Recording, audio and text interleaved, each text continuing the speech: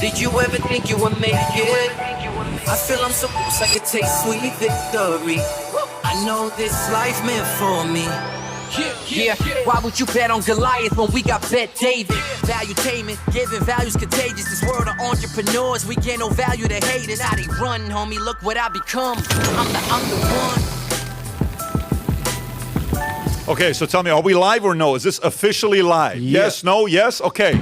We got a crowd here in the house. Make some noise. Awesome. So we did it slightly different today. We said we're not going to sell tickets, but it's only 25 people that bought merch who were able to bring a friend with them today, which is great to have you here today. We got some friends from the VT team that are also here. And then obviously tonight's the heavyweight matchup between two guys, right? One guy whose name is Joseph Biden. He's going to be going up against a guy named Donald J. Trump, which we got tonight? That's tonight. It's going to happen in an hour. Shit. It's filled with a ton of people in the audience. Really, they got nobody, right? Zero. One person is going to be able to click. If you see your light go off, they can't hear you anymore. There's a bunch of rules they created. We'll talk about here in a minute. But there's a matter of fact. Why don't we do this, Rob? Can you show us the rules on what they're going to be doing tonight during the debate, which showing the button, you're quiet, you're all this stuff. Watch this clip here. Tell me how you feel about this. Go ahead. Green lights. When they're on, they signal to the candidate his microphone is on. When the green lights are off, they signal to the candidate his microphone is off. Now I want to give you a sense of what it will look like for viewers at home if a candidate whose microphone is off interrupts a candidate whose microphone is on. So I'm standing at one podium, and I'll ask Phil to come in and take the other podium. And so let's say I'm answering a question. My light is green, and I'm speaking. Phil's microphone is off, and his green lights are not illuminated. He's going to interrupt me as I'm speaking, and this is what it will sound like. My volume remains constant, while Phil's interruption can be difficult to understand. It seems like an airline. Let's try the opposite. My microphone is now on. Victor's microphone is off, and he's going to interrupt me. My volume remains constant, while Victor's interruption can be difficult to understand. Now, CNN's production team has shared this demonstration with the campaigns earlier today, and we're sharing it with you, our viewers, so everyone fully understands how tomorrow night will work. Now, we should note, by agreeing to participate in this debate, both campaigns and candidates have also agreed to abide by these rules. The CNN presidential debate airs live tomorrow night at 9 p.m. Eastern. What do you think about this? How do you feel about it? Tell me why you think it's lame. Why do you think it's lame? Free speech? So what's wrong if they want to turn it off and you don't speak to be able to interrupt each other? Is that a bad thing? Is that a good thing? Actually say it. I'm curious. What do you think? It depends if they control Trump. Who actually thinks it can be good, the fact that they're muted? Tell me why you think it can be good. I think that everyone needs a chance to express their opinion, and I think Donald Trump may be a little Too pushy is what you're saying. Okay, what would you say back there?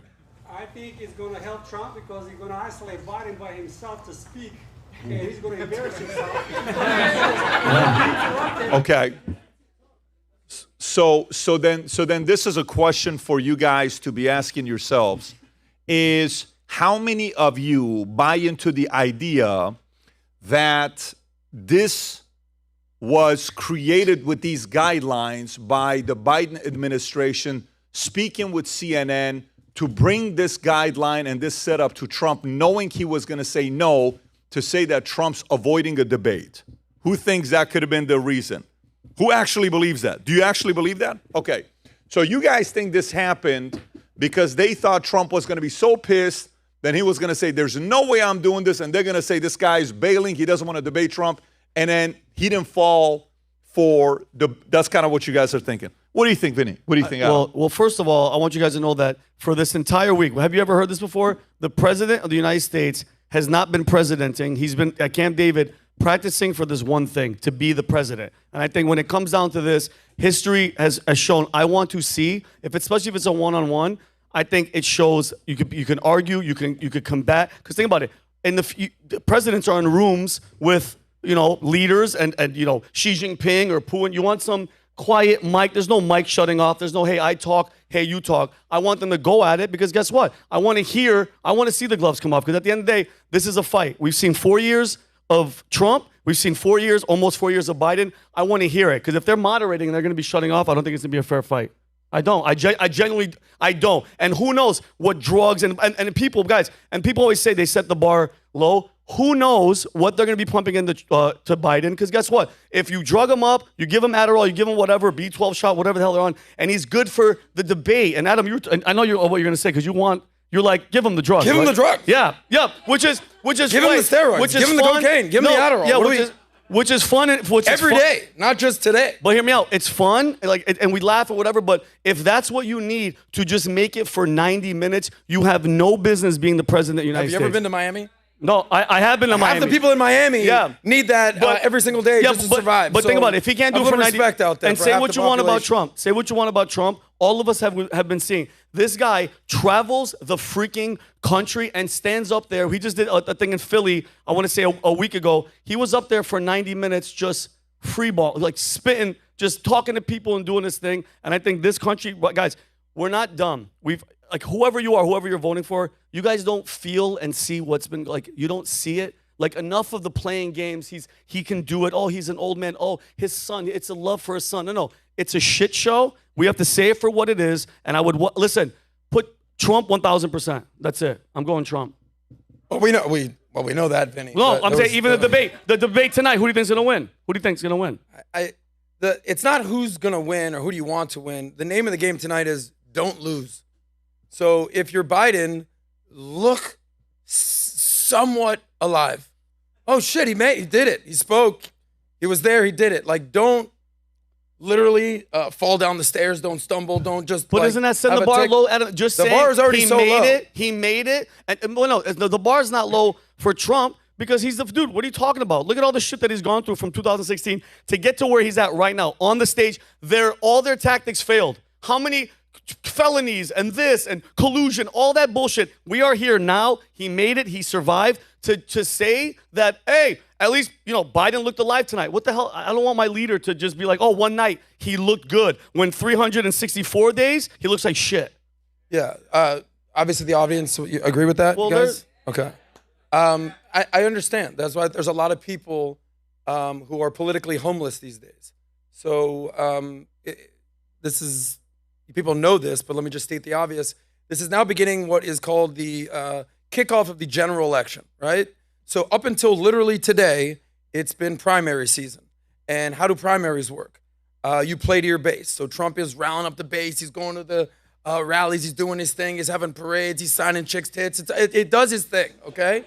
And God bless him Biden's out there, looking, doing the robot, standing still. He's breakdancing like that. You're playing to your base. He's telling girls, we're going to support you, abortion, Roe versus Wade. But this is the beginning of when you have to pivot and move to the middle and begin what your general election strategy will be. We all know that 40+% of America is already in Trump's camp. We know that. And we already know that somehow 40+% of America is in Biden's camp. Do the math. There's actually something called the double haters. This is the election where more people hate their two options than any election in modern history. People are not happy with their options. This is what we got, America. I've been betting everybody left and right that Biden will be there on stage, and here he is. People are going to have to pay. But what's the point? At this point, you're going to have to what's called move the movable middle. There's how many people voted in the last election? I think 81 million for Biden, 76 million for Trump. There's a lot of dead people, too. A lot of deceased people going to the ballot. Allegedly. This time around, people are not excited for this election. So what we know is that there's 6 swing states. You don't have to win millions of people's votes now. Listen, bro, you got to move 100,000 different people in 6 different swing states. Okay. So people in Pennsylvania, people in Michigan, people in Wisconsin, people in Georgia, people in Nevada, you know what's up. By the way, those people, there's going to be follow the money, hundreds of millions of dollars of ads playing both sides the greatest hits. January 6th, Trump's a criminal. Those people are going to be inundated with indoctrination if they'd already know it. And then there's also Trump's going to do the same and just show Biden losing to a staircase again, or Biden losing But- to a bicycle. But It's let me, gonna ask, so happen. let me ask you a question. Okay, so we already know that the gameplay of the tactic of Joe Biden is going to be January 6th, insurrection. What's another one? Abortion. Abortion, but then Democracy. Convicted felon. But Joe Biden, what is Joe Biden going to say that he has achieved? What has this administration accomplished? If it's letting illegals come in from all walks of life to raise up crime, to literally, this is in the news every single day I see this, every single day. I know you guys do too. Underage girls, 13, 14, 12, being raped and murdered by illegals, and nobody says shit. How many times is Alejandro Mayorkas gonna go to Congress and they're gonna sit there and be like, you did this, 0 answers, questions answered, and nothing happens? Just let's play devil's advocate, Adam. You're Joe Biden's camp. What are you telling him to tout that he's done that's positive? Leave Trump out of it. I don't want to hear anything about Trump, COVID, economy, nothing. What has he done?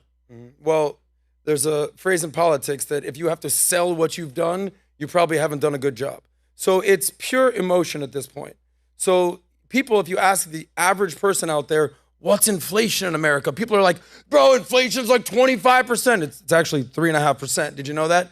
The stock market, the stock market is pummeling. Well, the stock market's actually up 25%. So people don't feel that it's actually going the right way in America. Okay. People don't actually feel that things are actually improving in America. But if you look at the data, things are doing okay. Unemployment is at 4%. Stock market's doing all right. But they also say there's a difference between Wall Street and Main Street. And Main Street just ain't feeling what Joe Biden is doing with Bidenomics. And I see what you're saying, and I get that and this is my opinion, that's people that are making the money. The average person, the people that I know, the people that I talk to, they are struggling. When their groceries are 4 times as much. I don't know if you guys saw this video that was going viral yesterday. This dude filled up a cart at a shopping, like a Publix or something at his house, and he didn't buy it. He went back at him. It's been almost 3.5 years, and he went to go click. He's like, oh, there's still stuff in that cart. It was 4 times what it was, and he didn't buy it. But nothing, dude, nothing is going right. Now you're walking to kind of what I do for a living, which is follow the money in personal finance. Following it. I'll tell you one thing. That guy, he wasn't just rich and life was great 4 years ago, and now he's broke. No. 2/3 of America lives paycheck to paycheck for the last 50 years. So yeah, he cannot afford groceries today, but I guarantee you he wasn't exactly balling out at Whole Foods 4 years ago. So he's complaining where he is today, but he wants to blame the president. He wants to blame, when people want to blame Trump, people want to blame Biden. Don't worry about what's going on in the White House. Worry about what's going on in your house. Control the controllable. And that guy right there is complaining about what's going on in America. But what did he do with it? So let me ask you a question, Adam. You were, and let's just really quick, we're going to pull back the clock. You voted, and then, by the way, I'm not talking crap or judging. I'm just trying to figure, you were anti-Trump. You voted for Hillary. You voted for Biden. But where you are, Adam, right now, is your life better today than it was when Trump was in before COVID? Bro, my life was great under Obama. My life was great under Trump. My life was great under Biden, and my life will be great regardless of who's the president. And that's what people have to understand. It's called personal development. It's called personal finance. It's called personal responsibility. It's called self-esteem. If you think Joe Biden or Donald Trump or Barack Obama or Hillary Clinton is going to change your life, you're dead wrong. Change your own life. At the same time, I can recognize that if you take the 4 years of what Biden has done, compare it with the 4 years of what Trump has done, it's a no-brainer. Yeah. Like Biden has failed the American people. Yes. But I agree. But I'm not relying on Trump to come in to start having success. You got to do it on your own. Well, I mean, speaking of success, PBD's back. How you doing, PBD? So I want to show you guys a video. How many of you guys remember when Zidane, who knows who Zidane is? Anybody knows The Zidane? soccer player? So who was Zidane? Who was The Zidane? headbutt guy. What do you know about Zidane? Who knows? Okay, so what's the famous moment with Zidane? What's the famous moment When with he Zidane? headbutt the guy's he chest? headbutted a guy that apparently said something about his family. Do you guys know that? Anybody knows? In the World Cup, after they beat Brazil, he headbutts a guy in the championship final, and it ends up costing them the World Cup to France. Does anybody know why this guy headbutt the other guy? Do you know it? So don't say it. You know the story. Does anybody else know the story why he did? Okay, I want you to watch this video, Rob. I send it to you. And you're going to see what I'm going to bring up with this and the debate tonight. Rob, I just texted you the video. If you do have it, if it's ready, watch this. And it is emotional at the end. But there's a lesson in it as well, and I never knew this until about a week ago. Go ahead and play this clip. Stop him. So they used the most ridiculous Go back a ploy little bit, in Rob. football Go back history. a little bit. They couldn't stop him, so they used the most ridiculous ploy in football history. How could they stop a man who had destroyed a top Brazilian team before the final? The entire Brazilian team declared, "We didn't play against France, we played against Zidane." How could they stop a man who had scored a penalty against the best Buffon with a Panenka in the World Cup final? Their coach asked Materazzi to mark him throughout the match, but he couldn't stop him. He knew there was only one way to stop him. In the 110th minute, Materazzi grabbed Zidane's jersey with his hand. Zidane said to him, "Do you want my jersey?" He was just joking with him, but Materazzi insulted his sick sister, who was in the hospital at that moment. Zidane couldn't control himself. He headbutted him and was sent off with a red card. Sure, Italy won the match, but with Zidane, they couldn't have won that World Cup. But he chose to be a legend who defended his family's honor. So what do you think about that? Did you know that story? I thought it was something about religion, but by the way, who's shaking the You knew that? shaking the back? You knew that story. So his sister's in a hospital, and he says, "You want my shirt?" Apparently the guy says, "No, I want your sister." Oh my God. Okay. So how many of you guys are men here who has a sister? Who's got a sister? Who's watching this and you got a sister? What do you do if somebody like this says something about your sister? I'm punching How him. many of you guys just right now, your temperature? I'm turning red. You I'm got punching his face. Your temperature goes up. You're like, oh, where is this guy? I want to find him right now, let alone if he's in a hospital. So my guess is when they asked Biden, coin toss, you want to be on the left side or the right side? He went right side. And then when they said, Trump, you get to pick and choose who goes first, who goes last, Trump picks what? Last. Now, do you really think Biden cares whether he's standing on the right side or the left side? He's just happy to be standing. Do you really think anybody cares if he's on the left side or the right side? Us, no. The public, no. Who cares which side you're like? Do you have an edge? Like, sometimes like some women, they're like, no, it's my better side. It's my this side. When you're a guy, you're screwed up. So you're like, whatever side you want, I'll take a picture with you, right? But this is not like Biden's like, I'm 81 years old, my better side is the right side. I'm convinced they did that so Trump would pick. They know what Trump's going to pick, not going first. Of course. Trump's a counterpuncher, so they're going to pick. Trump's going to go last to do what? To do exactly what they did to Zidane, to get under skin. So then the question becomes the following. I just ran a poll a minute ago, and this is the question I asked. And I'm curious to know what you guys are going to be saying. The poll I ran, if you can pull up the poll, Rob, so everybody in the audience can see this. I ran a poll saying, how many times do you think President Biden is going to use the phrase convicted felon tonight? Not once, 3 times, 4 to 6 times, above 6 times. What do you guys think? Who here says 0 to 3 times? Like somewhere around 1 or 3 times. Who says 4 to 6 times here? Okay. Who says 6+ times tonight? Okay. So Rob, just click on one of those to see. 76% agree with you on how many times he's going to use it. I think the only strategy that they have tonight, if they want to beat Trump, is to try to find a way to get under his skin. If they do, and Trump gets caught up in the emotion and reacts the way that he does, then there's going to be ways of, see what happened? Because historically, how many guys here watch debates of previous years? Who actually watches debates of previous years? Okay, my son is sitting there, right? And my son and I, we like to watch older debates. And we'll kind of sit there and we'll go through it. In every debate, there is a fumble. Brandon and I don't know where Brandon's at. Brandon and I were just talking about this right now, about the fumble. Can anybody tell us what was the fumble with Kennedy and Nixon debate? I can tell you. Go ahead. There was the first presidential debate that was televised. That's right. The revolution will be televised. And if you were watching on TV, you thought that JFK won because he was good looking and Nixon was sweating a little bit. Right. He had a little stubble 5 o'clock shadow. But if you were listening on radio, like half of America was, they actually thought that Nixon won the debate. Yeah. So that was the biggest thing right there. So in other words, you would look very good today if you were So debating. But you got a 5 o'clock I'm a little shadow bit of and a, you're I'm a okay little with bit of a it. Nixon, I but think you could I'm a get away with JFK it. Democrat. So what was Marilyn Monroe, if you what wanna was the hang out. what was the moment with Bush Sr. and Dukakis? Oh, Bush Sr. and Dukakis. There was a couple of them. Oh, that was the commercial Dukakis? Yeah. When he no, looked- not the he did in the debate. They asked him a question about death penalty and his wife. You remember that moment? What did he ask? They said, so President Dukakis, if there's a death penalty and your wife is kind of caught up and she is guilty and she's going to get the death penalty, he gave the logical, cold answer. Kill her? And women are like, wait a minute, if this guy was my husband, he would kill me. Oh, he said he's going to kill his wife? He would be. Yeah, because you have to be politically In other words, I got to kill right? my wife. I'm sorry, guys. I mean, I got to do So this right. then we had Bush against Clinton. Senior against Clinton. Does anybody know what the fumble was there?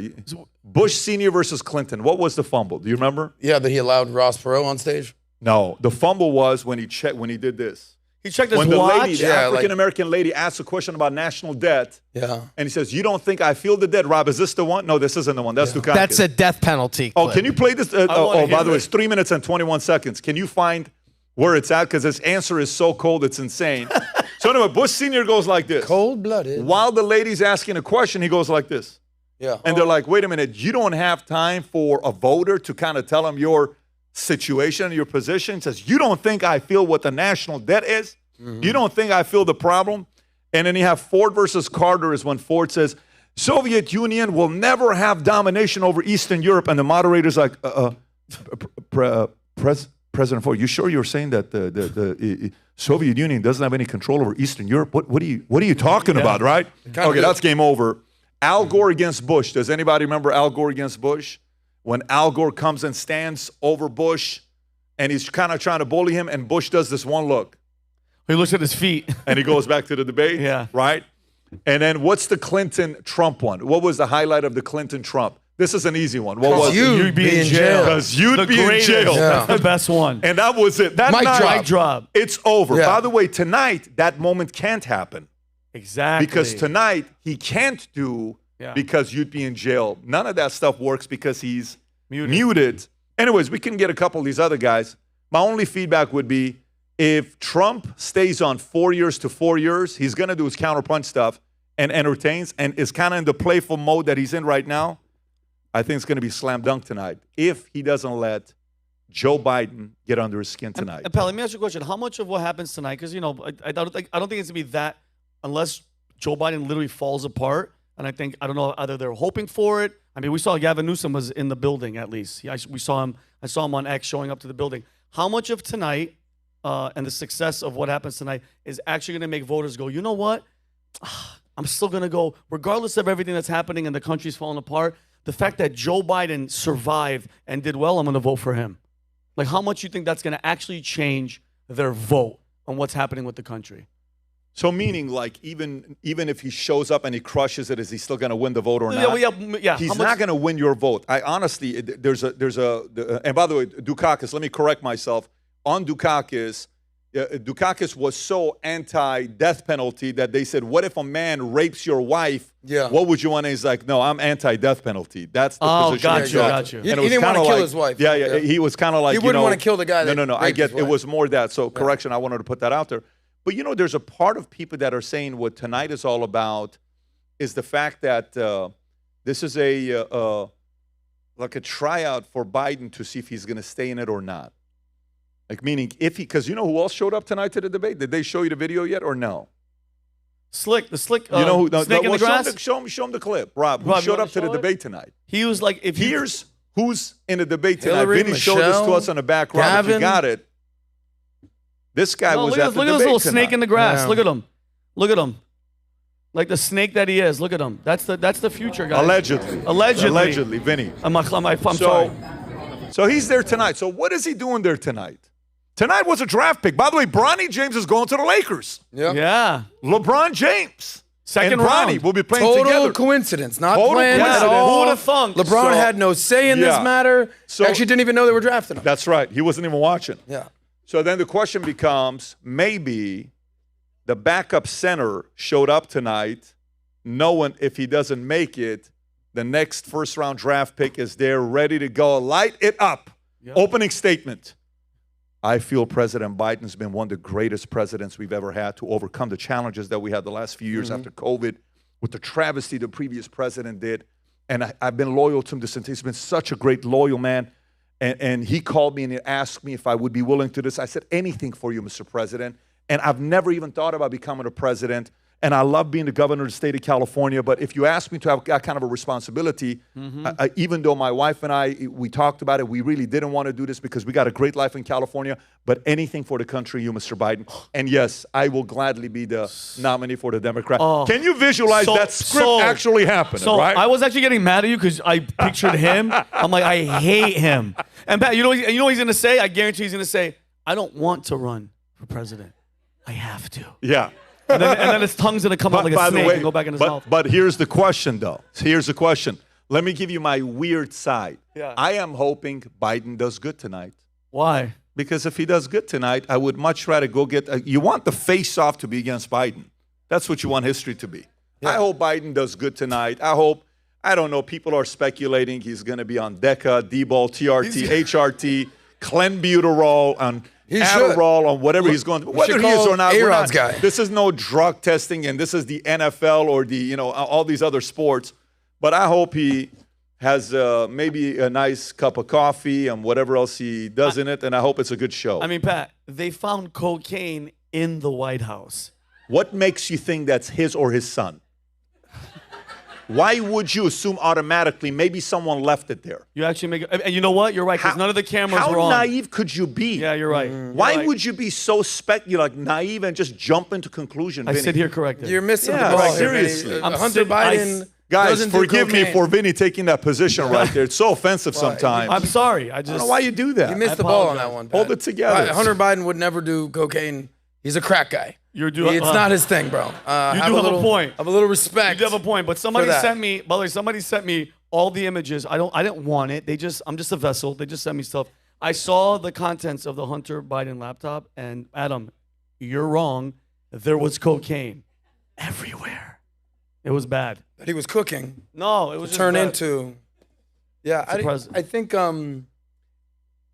if you watch a PBD podcast, you know that I've been vocal that I do not think that there's going to be a great switch. I don't think that there's two Joe Bidens. I think that they are riding with Biden. Whether they lose or win, they're going with this guy. And if you go down the rabbit hole, and if you think that this is one big bait and switch, I can see why that would be. And it's actually makes him an even weaker candidate, the fact that there's still this ongoing conversation of what this switch will be. But if you ask anybody on the inside, the calls coming from inside the house, everybody in the White House is like, no, that's our guy. Like, stop talking about this.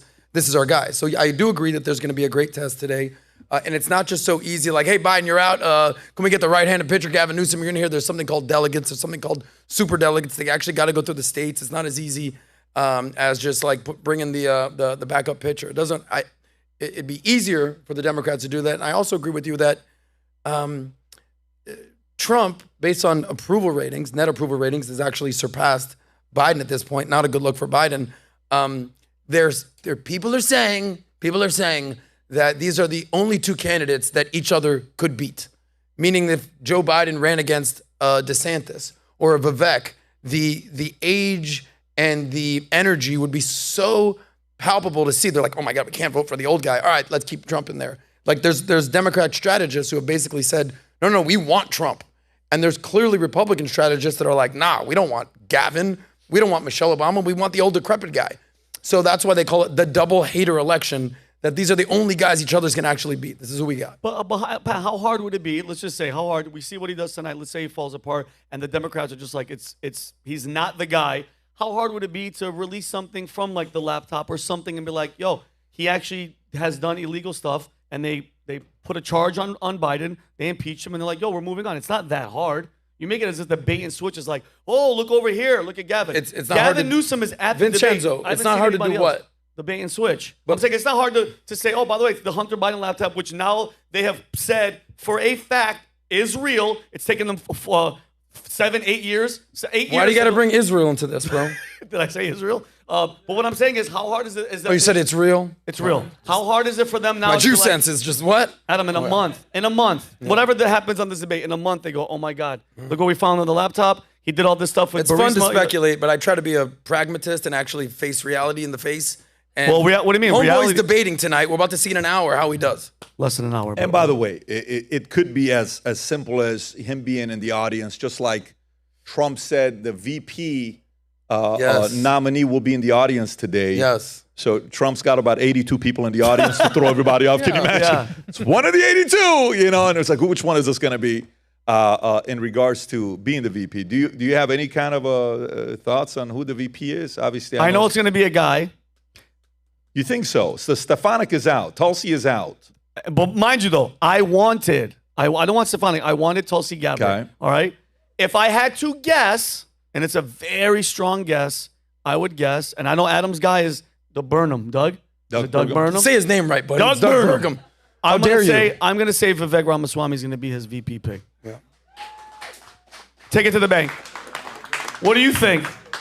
Look at those odds real quick. Tim Scott is at the top. Doug Burgum is second. This is Vegas. J.D. Vance is third. Rubio, then Carson, then Huckabee, then Tulsi, then Elise Stefanik. Vivek is 25-1. I'm taking that bet. Yeah. I'm taking that. I'm taking it, PBD. Well- Why am I going to go with? I'll tell you why it doesn't matter. I don't think it matters who Trump VP is because Trump, more than anybody, does not get into the identity politics game. Trump could be like, you, chick, hot chick, you're my new running mate. Like, hey, buddy, what's your name? You're my, like, it's Trump, it's Trump, it's Trump. Whoever he selects, whether it's Sleepy Ben Carson or Excitable Vivek or my guy Doug Burgum, who got his ankle broke to playing basketball in the presidential elections and was out there with one leg up like he's in doing a dance in Miami. He doesn't care. He'll run with Pence. He'll run with any single person on this thing, with the exception of Nikki Haley. I don't think he's picking her. So I do think it's going to be this guy Burgum. I don't think he cares if it's a man or a woman. I think he wants someone who's loyal and down for the cause and is going to be a flag carrier for the Trump 2024 campaign. On the flip side, we know that Biden plays identity politics. He basically said, I don't even want the best man for the job. I don't want the best woman for the job. I'm picking a African-American female who checks the DEI woke checklist, and calmly, if you talk shit about me on stage, you're my gal. So it's just totally different. Trump doesn't really play identity politics. However, it's ironic that he's labeled the racist. He's labeled the sexist. It's kind of interesting to see what the media has done to disparage Trump, even though he's not the one doing what they say he is doing. As a diehard Donald Trump supporter, how does that make you feel? Diehard. I mean, look. You know, Pat, I've been red pilled. What do you want from me, buddy? I mean, come on now. Come on. Yeah. Not that kind of red pilled, guys. But can I show you something? Yeah. This might be a good time. Here we go. You know that there's no props. Getting married. Yes. He's getting married, guys. It's Sir, would you come? Adam, you got married? You know, there's no What? props in the debate tonight. his future wife in the room. No, Let me see. no. Is there somebody here who's finally I'm going to meet this girl? No, there's this is actually it's a pretty big deal. I brought you something, PBD. You know, they said there's no props. Vinny, you don't know how to read, do you? No. Okay, so I'm gonna have Pat Pictures. read Are there this. pictures in it? This is my voter identification card. I want you to see this because I think it's a testament to where we're at in America today. You want to read it or you want to read it? Give it to Pat. What's my party affiliation? I know what it is. No, but it's different between seeing and believing. And what year did I register for that? National Socialist Party. Yep, there it is. Yeah, I mean, that makes sense. We knew it. Dunzo, you caught me. 03. Socialist, is that what you want me to say? Yes. If you want to zoom in, you want me to have them zoom in to see the Socialist Let's see Party? it. But Show it's got your social on there. I don't want to do. I don't want to do that. But anyway, so Well, what do you just want read them- it. Just from read the it. fact you're part of the Socialist Party? What are you going to do with that? You're funny. You're funny. Who actually funny. believes this guy was a part of the Socialist? He's a good See, even actor. they're believing it. There's one correction. guy with good teeth that smiled. Independent And Party. a guy who doesn't know his left from his right over there. Independent Party of Florida as of 03. Yes. So I think it's, and Rob, by the can way, you get a dozen, maybe like a couple cookies from the back, if Yes. that's okay with you. Maybe Thank this you. guy's looking for a cookie. Now, here's a question, though. How But many that's the times? point. How many times have you voted for an independent president or Republican president? what do you mean an independent president? Exactly PBD, what I I said. see You're what part you're of the doing. independent party. PBD. Yeah. You're part of the independent party. PBD, I see what you're doing. And you're walking right into my trap. You walked right into it. Please, do it. You did it. Go ahead and do it. Because you're saying, how many times have you How many actually times- voted How many times for a have you- Republican? Yes, Well, president. you know the answer.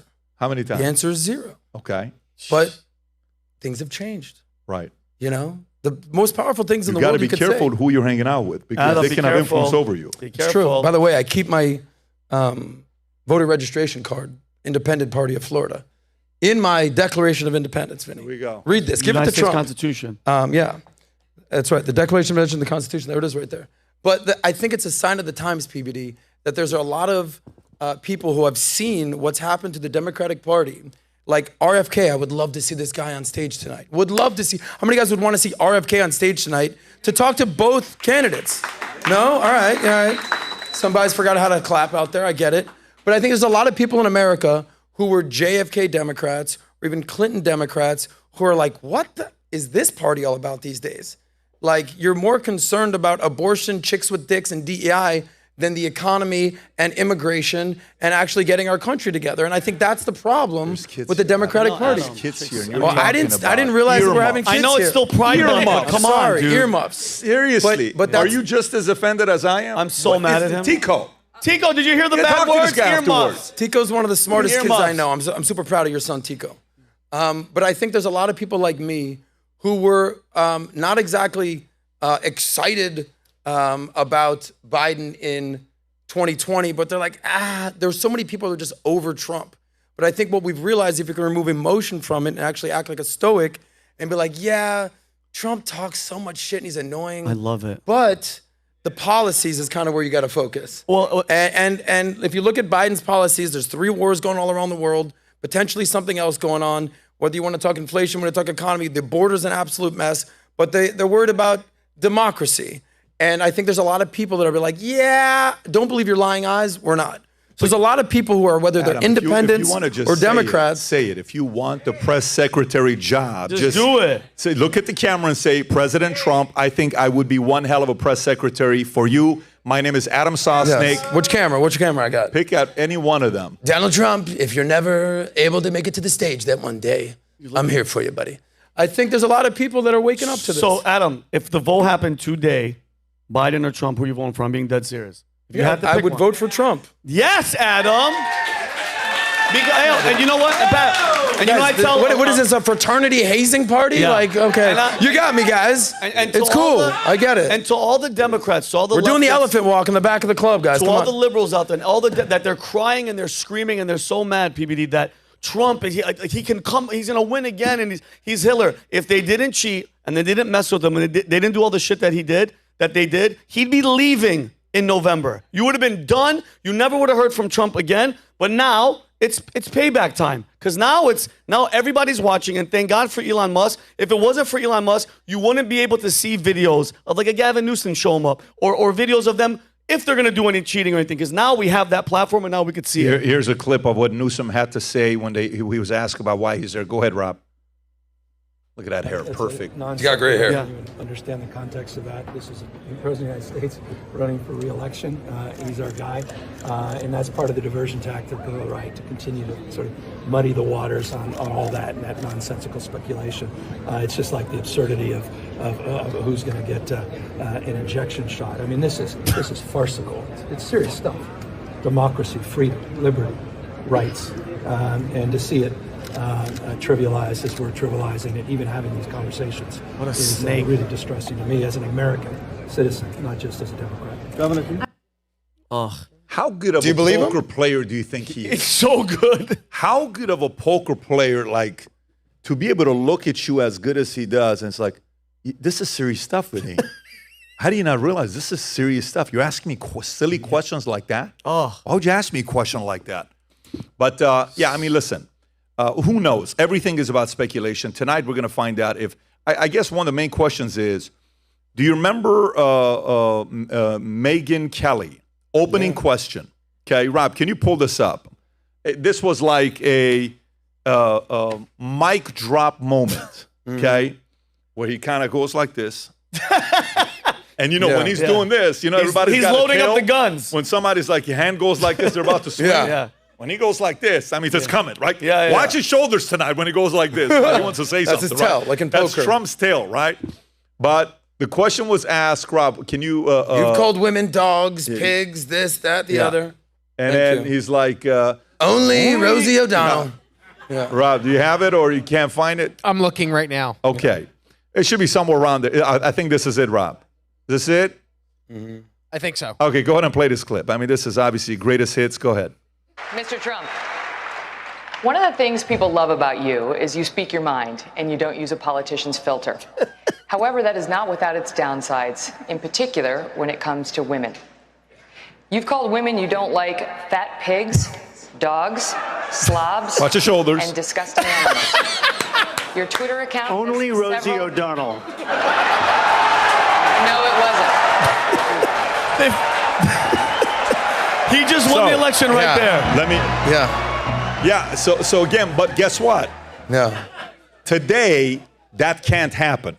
Which I don't like. No, I but want by that. the way, and here's a part though. Here's a part. Okay, I want you to think about, they know, they're professionals. They know most people are not going to watch the entire debate. Yep. They're not.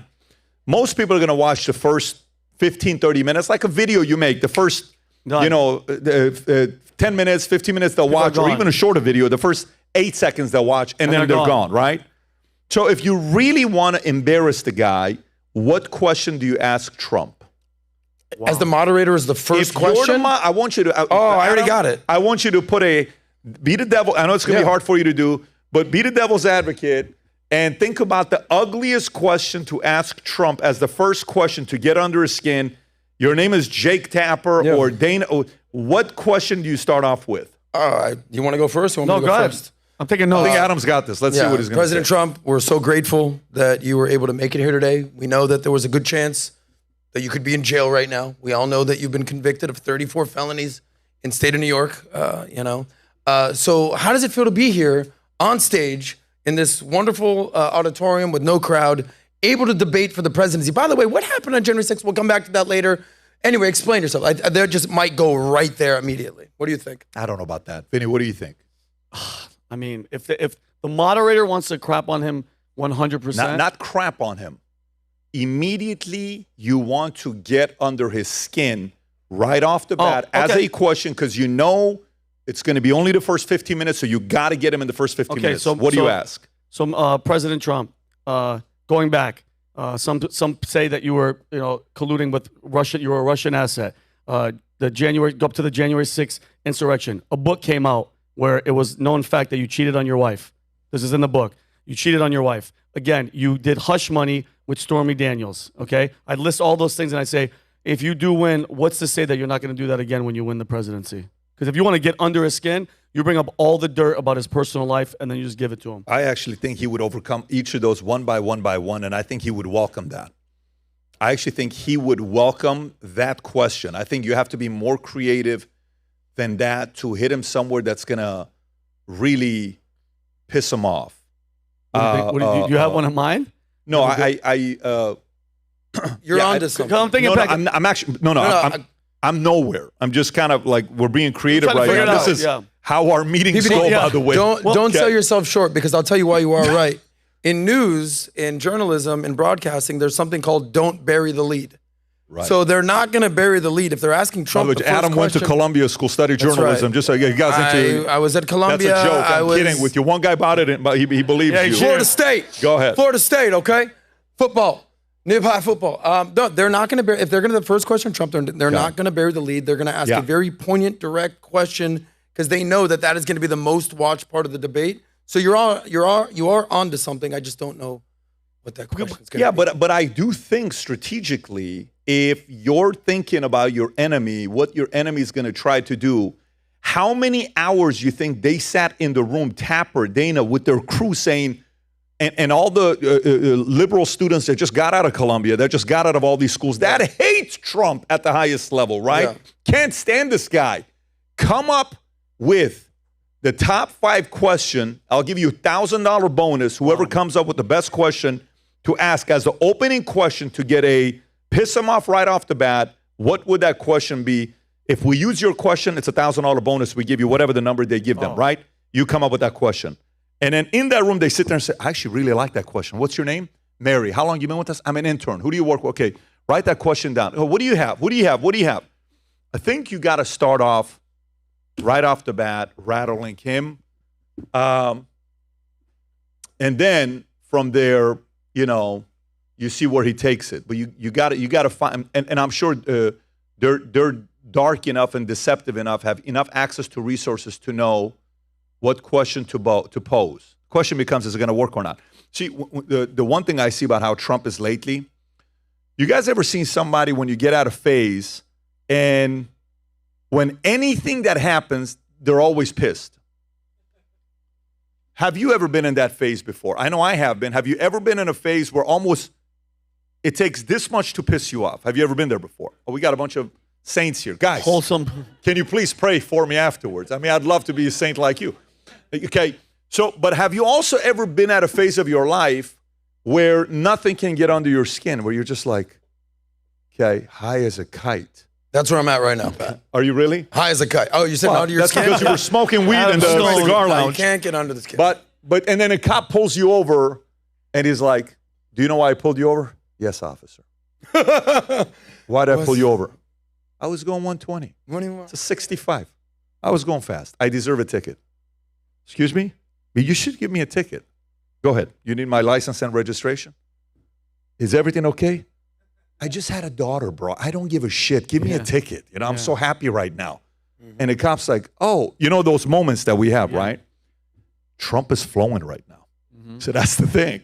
So what I mean is, I don't think anything's going to work because he, to me, he has the mojo that he had in 2015, 2016. He did not have in 2020. In 2020, I think he lost the mojo. He was angry and it didn't work well. Yeah. It didn't work well. I think right now he's dancing. He's having fun. He's enjoying this. So I actually don't think there's anything they can ask that's going to get under his skin. If I was an intern in there, I would say, I'm so sorry. I didn't go to Columbia. I went to Glendale Community College. And maybe my opinion has no credence here. I actually think you guys want to make sure the first 15 minutes is as boring as possible so people switch. Because if it's not boring, and they watch the whole thing and Trump kills it, you guys are dummies and you will lose. So ask the stupidest questions the first 15 minutes so you lose the audience and they walk away. That's what I would do if I were you. And so that's the part, because I think he's dancing right now. He's having way too much fun right now. I actually agree with you, and I'll tell you why. Trump relishes... We got 10 minutes. We got 10 minutes till the debate. I'll tell you why. Trump relishes being the underdog. So in 2016... he was the underdog. I mean, nobody thought Trump was even going to be the candidate. Not one poll had him ahead. I mean, he came up there in 2015 and 2016 when he was campaigning and in the Republican primaries, and boom, boom, boom, boom, boom. Low energy, Jeb, you're done. Okay, little Marco, boom, you're done. Left and right, they're out of there. 2020, he was the president. It's kind of hard to be the underdog when you're the incumbent president. And he also had COVID, so kind of, something to deal with at that time. Right now, even though he's kind of favored in the polls right now, he can still play the underdog. They're trying to lock me up. They're trying to go after my freedom. They're trying to take your freedom away. I'm your fighter. I can do this. I'm representing you. So he can kind of play that card. And I think he does well being that guy other than being the incumbent president. So I think you're absolutely right on that. Vinny, please be skeptical and disagree because this is getting boring. Okay, I like a good fight. Call it out. Say you guys are wrong. I disagree. Listen, they're going to come after him. By the way, enjoy being the guy that disagrees once in a while. There you go, Vinny. Enjoy it. Is Rumble down? Yes, according to. I just saw Steven Crowder tweeted that he's leaving Rumble to go on YouTube. Not Down leaving detector, Rumble. He went to YouTube because Rumble is down. Correct. Downdetector.com has them down, and if you take a look at the screen right here, as I refresh, it's not loading. Wow. So either they had so much traffic coming in, or somebody wants to make enter skepticism. Enter skepticism. I'm just saying, what a coincidence. By the way, how many of you guys disagree? Who disagrees with what I said? You're like, no, I don't think that's what it is. Okay? You think that what? That you think so? Who's that? You're talking about Rumble. Oh, you think Soros is behind Rumble being down? You fully believe that? Can Rumble? So you're not a fan of Jorge. You don't think he's a sweet, noble, gentle man?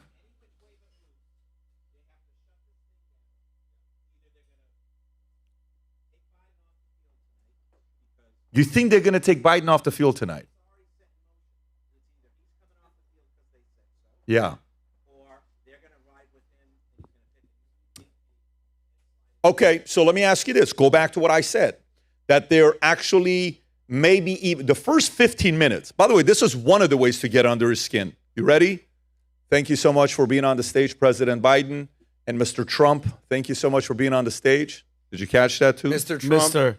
President Mr. Biden. Trump. That's right. Yeah. That's the one way Little to do it. disrespect sprinkled in. President Biden, great to have you here. Mr. Trump, it's great to have you here. If they do that, that's actually such a dirty way of taking it that can actually backfire. It's actually, I don't know if it's a good idea. Yeah, if they because do it shows how. By the way, if they do it, it's a bad look on CNN. 1,000%. Now, again, you can never be surprised. You always got to be kind of like ready on what the enemy could do. Can I flip it on you? You can flip it all you I want. think I'm waiting for CNN. a flip. I think CNN. Just how what I've learned from PBD after every single debate, you give scores for everybody, not just Trump, not just Biden. You give scores for the commentators. You give scores to the hosts. You give scores to the networks. You give score to the VPs around there. CNN has a unique chance tonight to turn the tide of people being like, yeah, they're just clearly leftist stooges in the Democratic Party's camp. Meaning,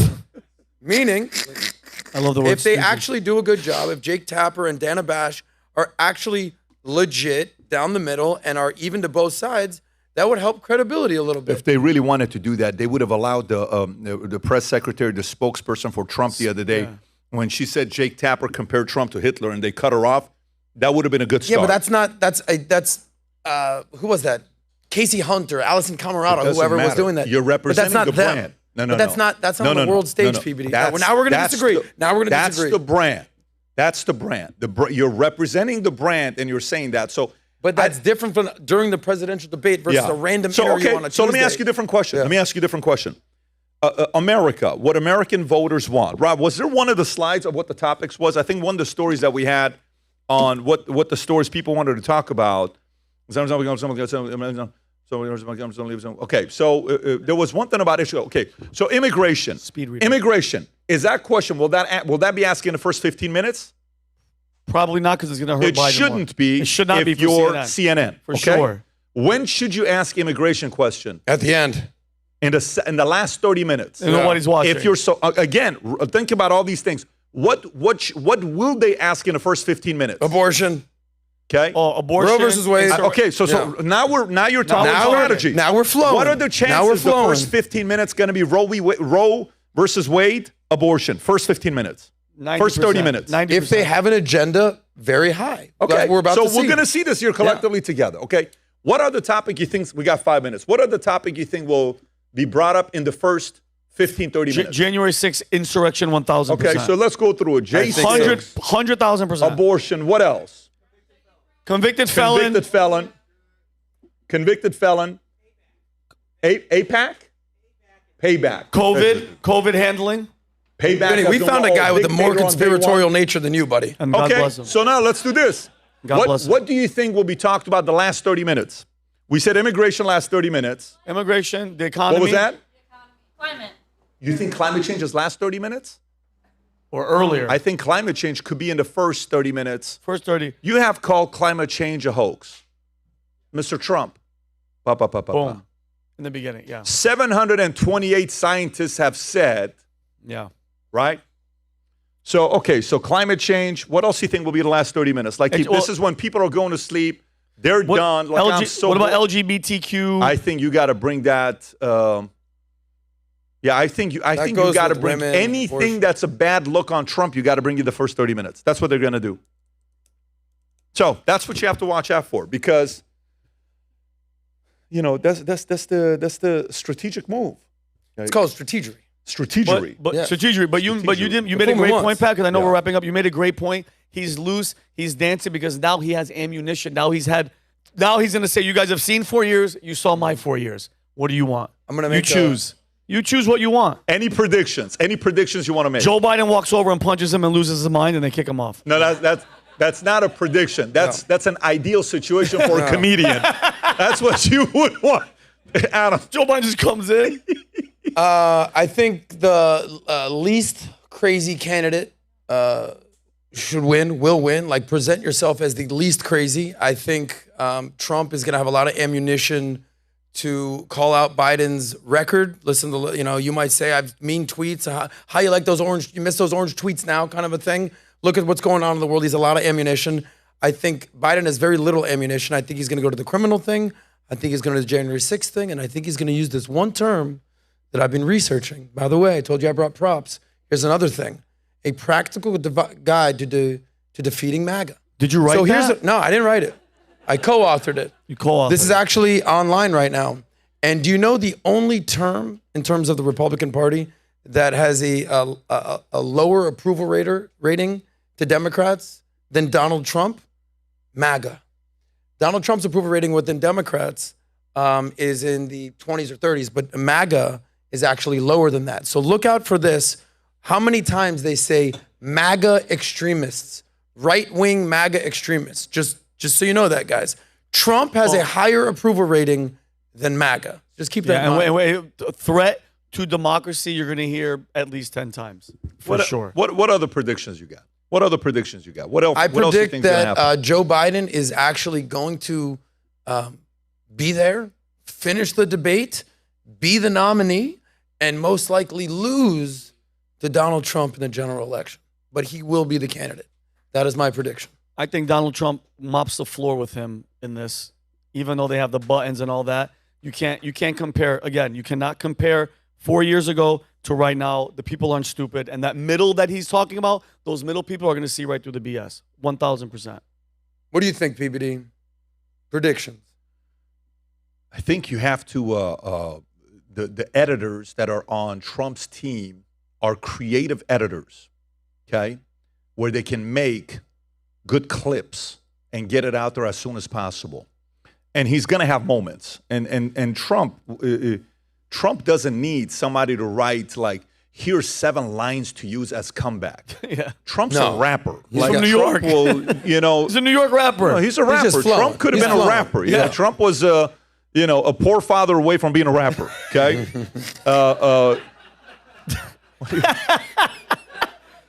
What? He would have been the first Eminem. Yeah. Before there was Eminem, there was. You gotta find the Drake Hotline Bling Trump video. Yeah. So I don't think Trump's lacking. Like to me, when you're so confident in your ability to be witty and debate, like you're fiending this moment. I feel like he's been waiting.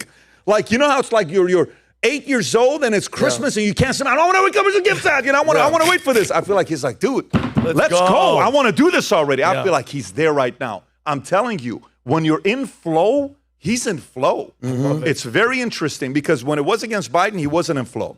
I'm going to give you one quick stat. Unfair. This is unfair. This is unfair. No. This is like, no. Now you got what you wanted. You saw 4 of mine. Yeah. You got 4 of his. Mm-hmm. How you like me now? That's like really what it is. Again, he's a rapper. Yep. So, Rob, if we're ready, and by the way, 1 second, with your permission, CNN, we're going to watch you, but you can do whatever you're doing. We're going to watch it with our crowd here, and we'll be reacting to the debate. Rob, if it's up, you want to put it up? And the audience out there, while you're watching this, I think it's 90 minutes. There will be 2 5-minute breaks? 5-minute breaks. And then at the end, we'll come back and we'll react to it the last 30 minutes to an hour. And then we'll bid you a good evening. Now, we're hoping there's some fireworks tonight when this thing gets started, but we'll see. By the way, wasn't there an event where Biden was late 15, 20 minutes? The State of the Union, he was late. Oh, he was late 45 minutes because of traffic. Well, the protesters, and he was dapping up everybody in between. Yeah. Can I give you one little piece of data real quick? Go ahead. By the way, Tom, if you're watching, shout out to the Biz Doc. Kelly, we'll keep going until this thing, they're on the stage. We'll go. So, Adam, keep going. Yeah. By the way, Tom is somewhere in the world. Yeah. He's somewhere in the world. Tommy, can everybody say, Tommy, we love you? We love you, Thomas. And by the way, Tommy, we truly love you, and he knows it. Go ahead, Adam. Well, Tom, this one's for you, Tom, because everybody knows that Princess, yes, go ahead. Words talk. I have to say it on behalf of Tom, for sure. Pat, I know it upsets you a lot. It rolls off my back. I know it upsets skin at this you. point, Pat. Shout out to Tom, wherever he is in the world right now with his family. But he always says, words talk, numbers scream. Right, Brandon? I got it right this time. Yep. You talk about Trump flowing, doing his thing. Here's some numbers for you, stats for Tom out there. Joe Biden, this is going to mark his 30th national debate. 30th. I'm talking he ran for president in the 80s, 90s, 2000s. This is his 30th. It's more than anybody. But by the way, Donald Trump, this is his 15th Gangster. presidential debate. So they both have more than anybody in particular categories right now. So these are guys that are not lightweights, inexperienced. There's 50 years of government and 50 years of business let's see what we got. colliding. Here we go.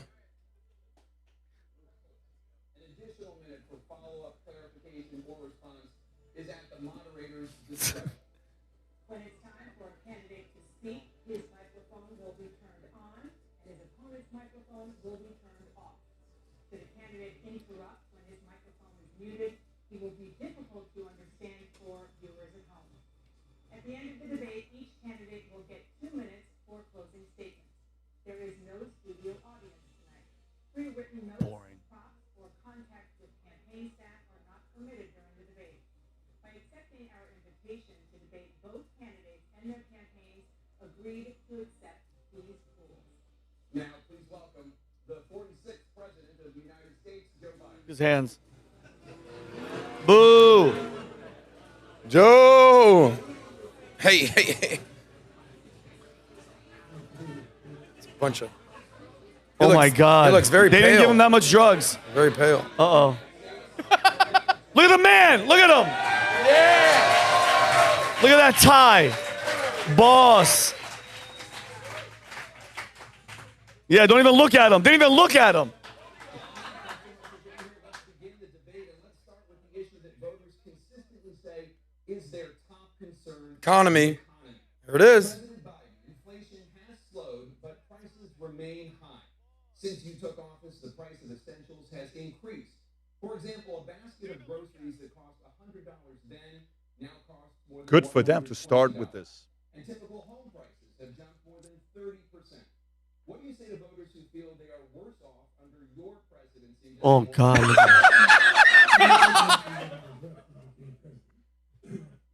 Uh-oh. Mr. Trump. Are you kidding?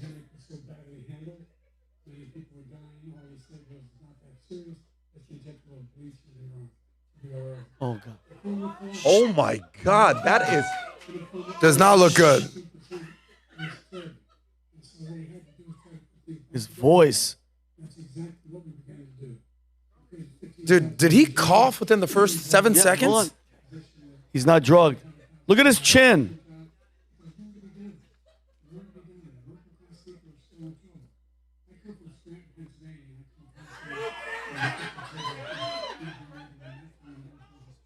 Can we turn this volume up a little bit?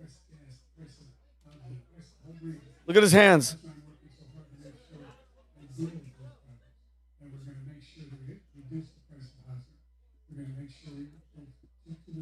Wow. They didn't drug him. No drug.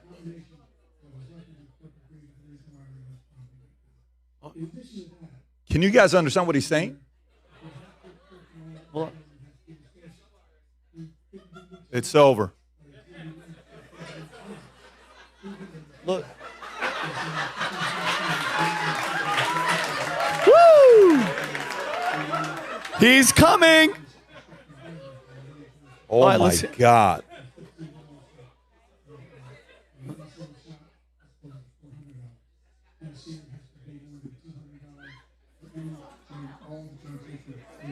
Oh, no, they didn't give him drugs. Done.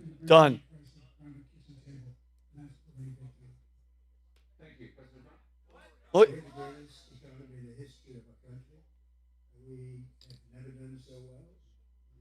Everybody was amazed by it. Other countries were copying us. We got hit with COVID. And when we did, we spent the money necessary so we wouldn't end up in the Great Depression, the likes of which we had in 1929. By the time we finished, so we did a great job. We got a lot of credit for the economy, a lot of credit for the military, and no wars, and so many other things. Everything was looking good. But the thing we never got the credit for, and we should have, is getting us out of that COVID mess.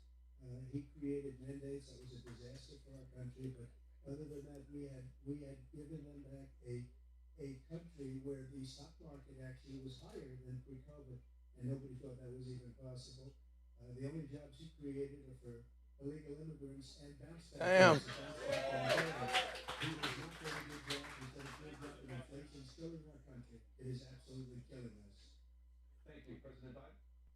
Well, it's the greatest economy in the world. He's the only one that thinks that. I don't want anybody else to think so. You know, the fact of the matter is that they count ourselves. That's insane. His economy, we rewarded the wealthy. He had the largest tax cut in American history, $2 trillion. He raised a deficit larger than any president has in any one term. He's the only president other than Herbert Hoover who's lost more jobs than he had when he began, since Herbert Hoover. Talk about The Herbert idea that Hoover. He did something that was significant. And the military, you know, when he was president, they were still killing people in Afghanistan. He didn't do anything about that. When he was president, we were still finding ourselves in a position where you had a notion that we were this safe country. The truth is, I'm the only president this century that doesn't have any, this decade, that doesn't have any troops dying anywhere in the world like he did. President Trump, I want to follow up if I can. Am I allowed to respond to him? Well, I'm going to ask you a follow-up. You can do whatever you want with the minute that we give you. I want to follow up. You want to impose a 10% tariff on all goods coming into the U.S. How will you ensure that that doesn't drive prices even higher? It's not going to drive them higher. It's just going to cost countries that have been ripping us off for years, like China and many others, in all fairness to China. It's going to just force them to pay us a lot of money, reduce our deficit tremendously, and give us a lot of power for other things. But he made a statement. The only thing he was right about is I gave you the largest tax cut in history. I also gave you the largest regulation cut in history. That's why we had all the jobs. And the jobs went down, and then they bounced back, and he's taking credit for bounce back jobs. You can't do that. He also said he inherited 9% inflation. No, he inherited almost no inflation, and it stayed that way for 14 months. And then it blew up under his leadership because they spent money like a bunch of people that didn't know what they were doing, and they don't know what they were doing. It was probably the worst administration in history. There's never been. And as far as Afghanistan is concerned, I was getting out of Afghanistan, but we were getting out with dignity, with strength, with power. He got out. It was the most embarrassing day in the history of our country's life. President Trump, over the last 8 years, under both of your administrations, the national debt soared to record highs. And according to a new nonpartisan analysis, President Trump, your administration approved $8.4 trillion in new debt, while so far, President Biden, you've approved $4.3 trillion in new debt. So, former President Trump, many of the tax cuts that you signed into law are set to expire next year. You want to extend them and go even further, you say.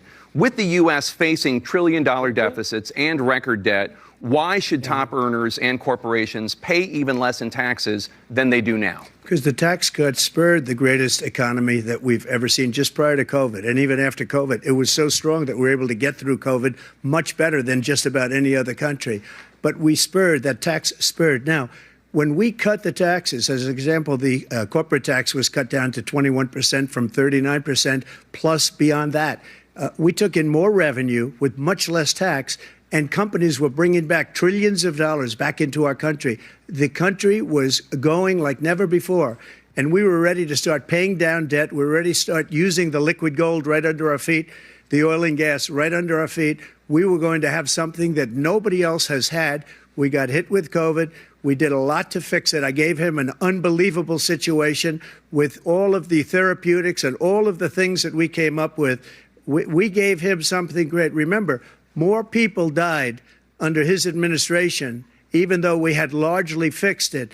More people died under his administration than our administration, and we were right in the middle of it, something which a lot of people don't like to talk about. But he had far more people dying in his administration. He did the mandate, which is a disaster, mandating it. The vaccine went out. He did a mandate on the vaccine, which is the thing that people most objected to about the vaccine. And he did a very poor job, just a very poor job. And I will tell you, not only poor there, but throughout the entire world, we're no longer respected as a country. They don't respect our leadership. They don't respect the United States anymore. We're like a third world nation between weaponization of his election, trying to go after his political opponent, all of the things he's done. We've become like a third world nation, and it's a shame. The damage he's done to our country.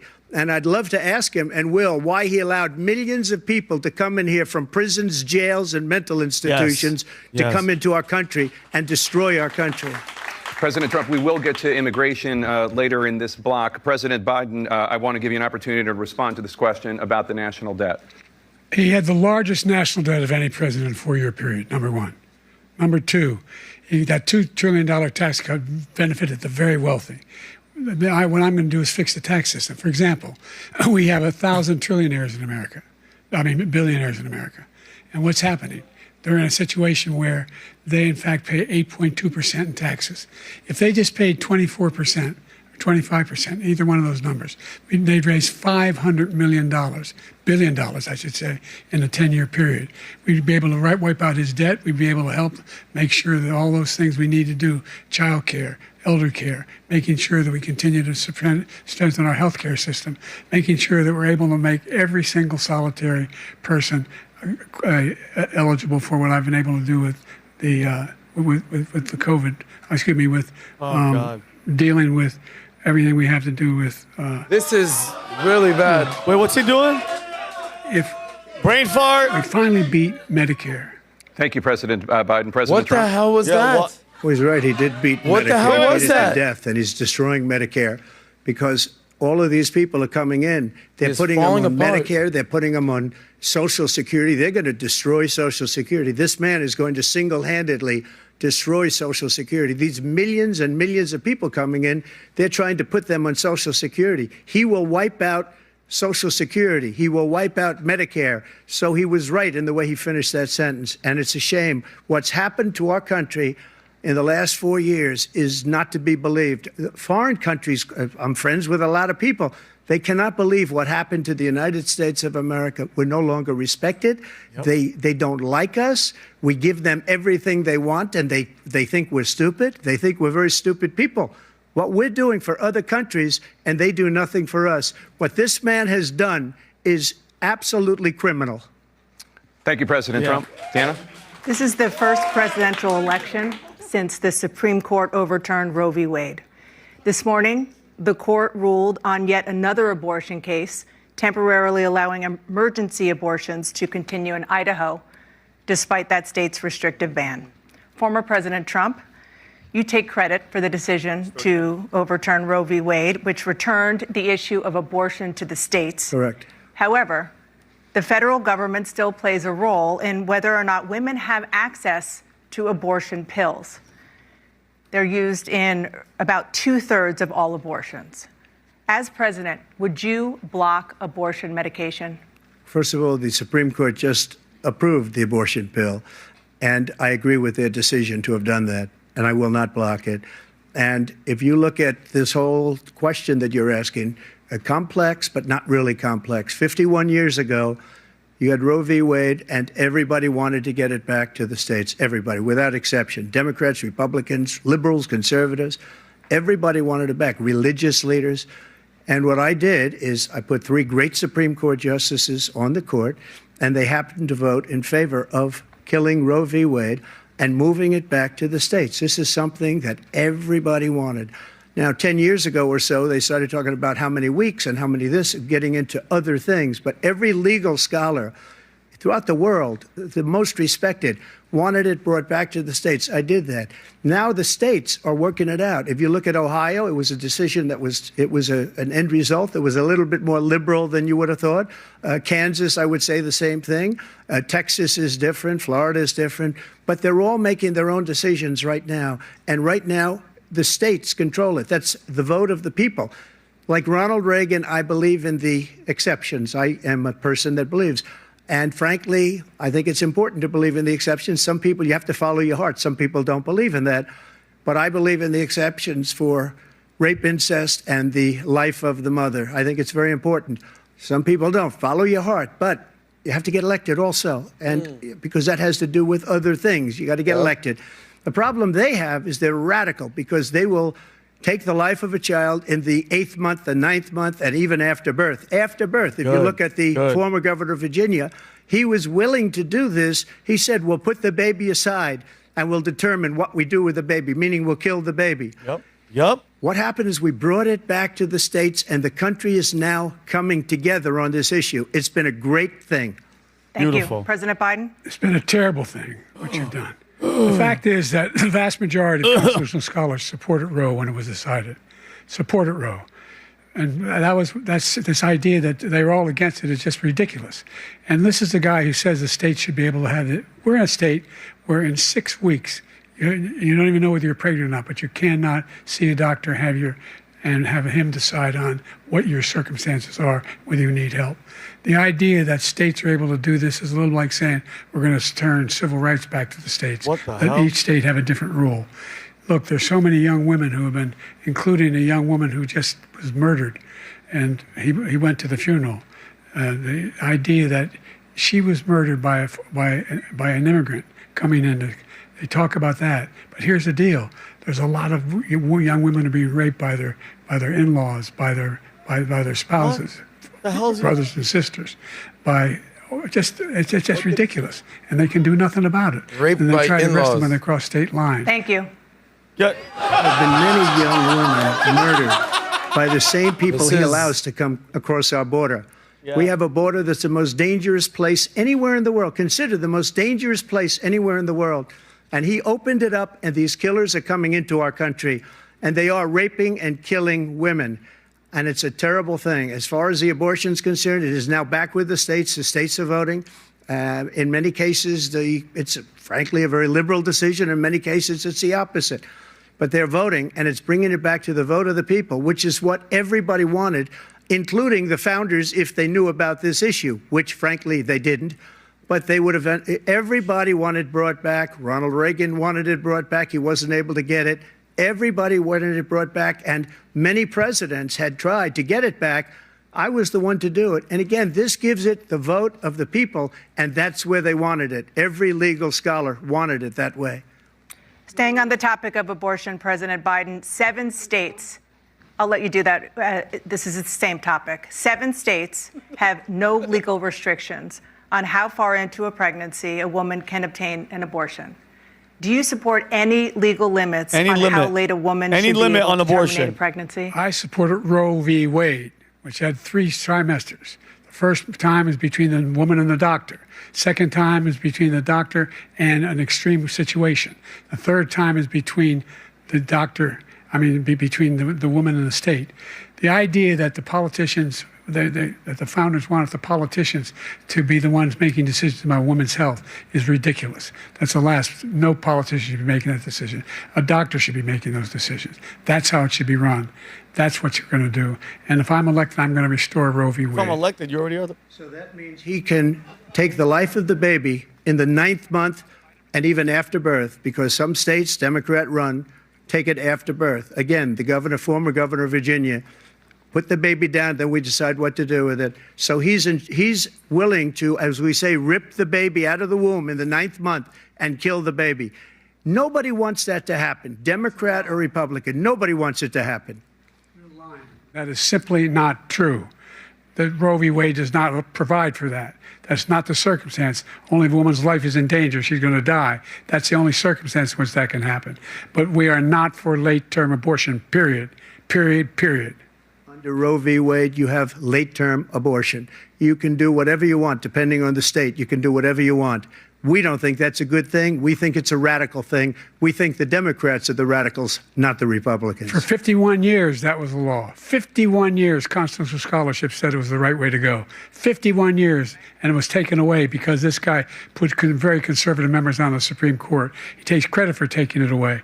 What's he going to do? What's he going to do, in fact, if the MAGA Republicans, he gets elected, and the MAGA Republicans control the Congress, and they pass a universal ban on abortion, period, across the board at 6 weeks or 7 or 8 or 10 weeks, something very, very conservative. Is he going to sign that bill? I'll veto it. He'll sign it. Thank you. Let's turn now to the issue of immigration and border security. President Biden, a record number of migrants have illegally crossed the southern border on your watch. Overwhelming border states and overburdening cities such as New York and Chicago, and in some cases causing real safety and security concerns. Given that, why should voters trust you to solve this crisis? Because we worked very hard to get a bipartisan agreement that not only changed all of that, it made sure that we are in a situation where You had no circumstance where they could come across the border with the number of border police there are now. We significantly increased the number of asylum officers. By the way, the Border Patrol endorsed my position. In addition to that, we found ourselves in a situation where when he was president, he was separating babies from their mothers, putting them in cages, making sure the families were separated. That's not the right way to go. What I've done since I've changed the law, what's happened? I've changed it in a way that now you're in a situation where there are 40% fewer people coming across the border illegally. That's better than when he left office. And I'm going to continue to move until we get the total ban on the total initiative relative to what we can do with more Border Patrol. There's so many phone calls happening right now. Asylum officers. President Trump? I really don't know what he said at the end of this. I don't think he knows what he said either. Look, we had the safest border in the history of our country. But all he had to do was leave it.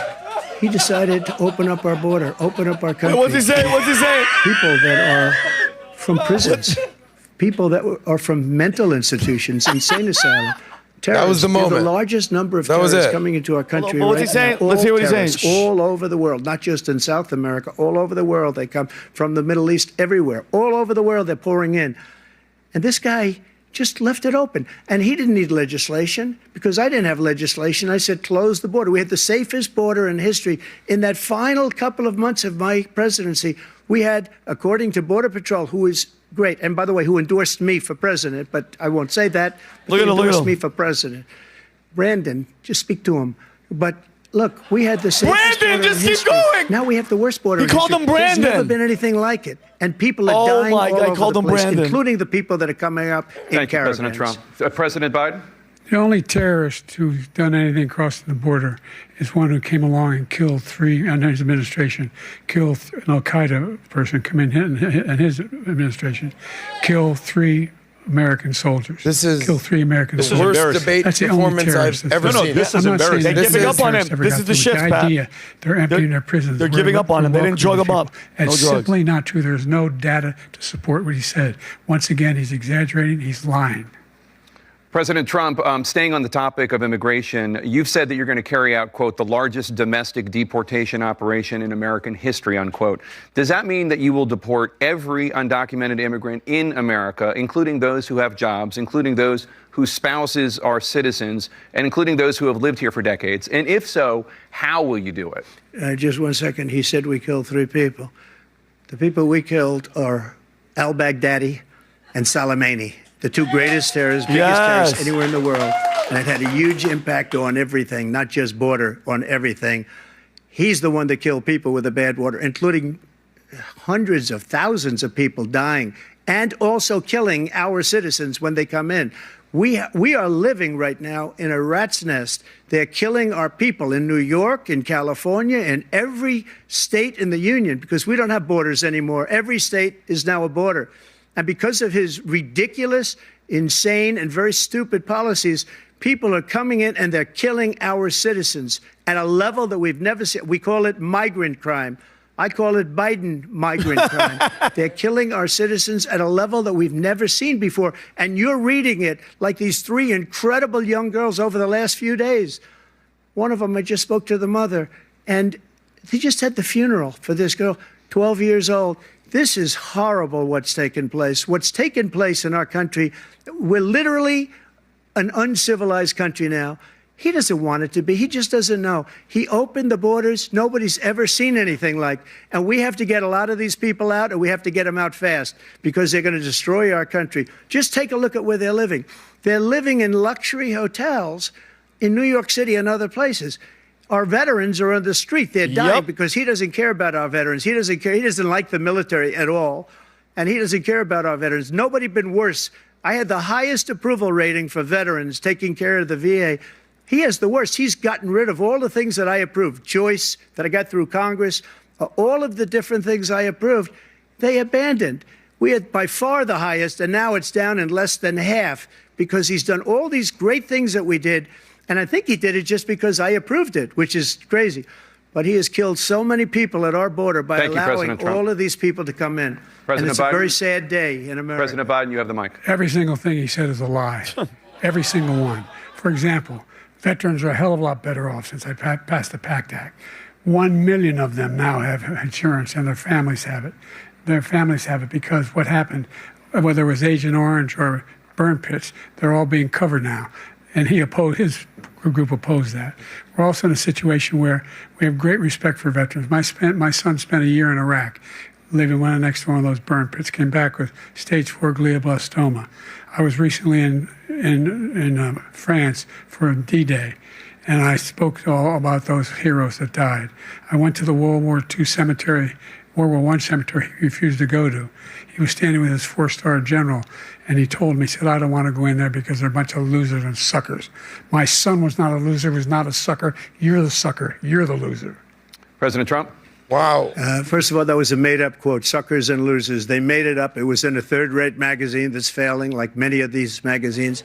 He made that up. He put it in commercials. We've notified him. We had 19 people that said I didn't say it. And think of this. Who would say I'm at a cemetery or I'm talking about our veterans? Because nobody's taken better care. I'm so glad this came up, and he brought it up. There's nobody that's taken better care of our soldiers. Look at Biden's face. To think that I would, in front of generals and others, say suckers and losers. We have 19 people that said it was never said by me. It was made up by him, just like Russia was made up, just like the 51 intelligence agents are made up. Just like the new thing with the 16 economists are talking, it's the same thing. 51 intelligence agents said that the laptop was Russia disinformation. It wasn't. That came from his son, Hunter. Yeah. It wasn't Russia disinformation. He made up the suckers and losers, so he should apologize to me right now. 4-star general standing at your side who was on your staff who said you said it, period. That's number one. And number two, the idea that I have to apologize to you for anything along the line. We've done more for veterans than any president has in American history. He's not even looking at them. I love now it. are in their family. The only sacred obligation we have as a country is to care for our veterans when they come home and their families and equip them when they go to war. That's what we're doing. That's what the VA is doing now. They're doing more for veterans than ever before in our history. No, they're not. All right. Thank you so much. Let's move to the topic of foreign policy. I want to begin with Russia's war against Ukraine, which is now in its third year.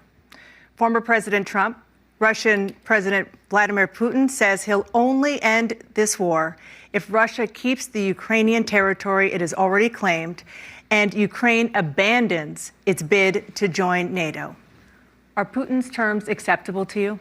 First of all, our veterans and our soldiers can't stand this guy.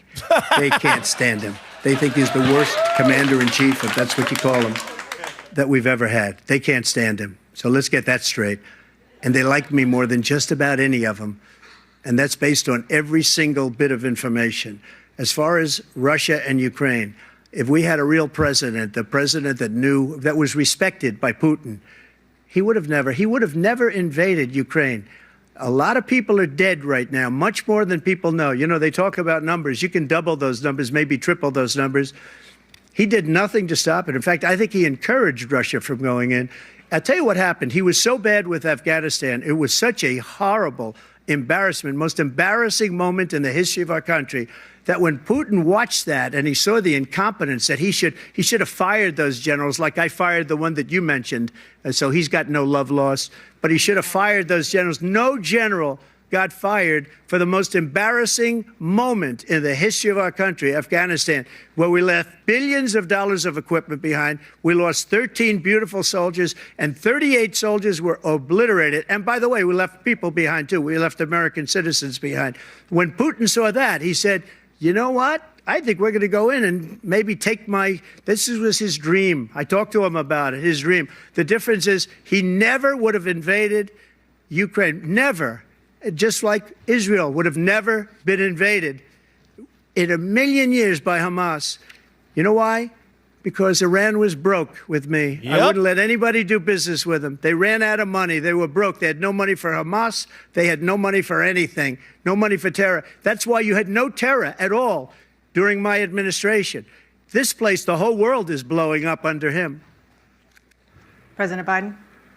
Never heard so much malarkey in my whole life. Look, the fact of the matter is that we're in a situation where, let's take the last point first.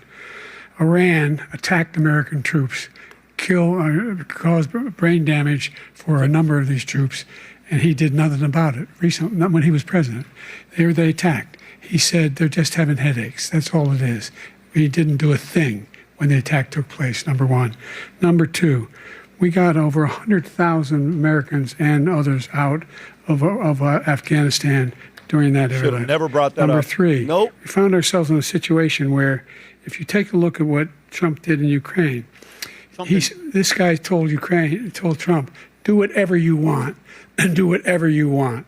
And that's exactly what Trump did to Putin, encourage him, do whatever you want. And he went in. And listen to what he said when he went in.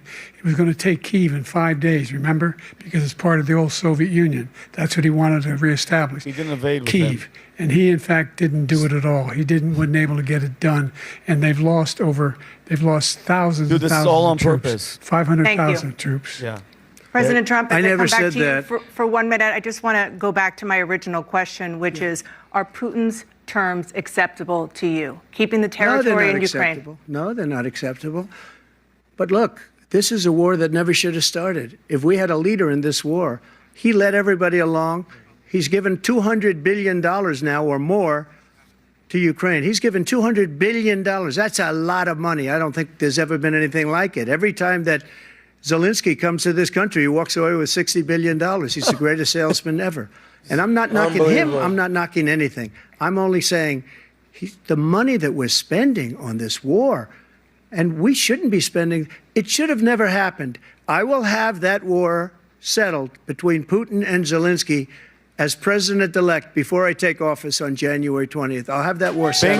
Bingo. People being killed so needlessly, so stupidly, and I will get it settled, and I'll get it settled fast before I take office. President Biden, you have a minute.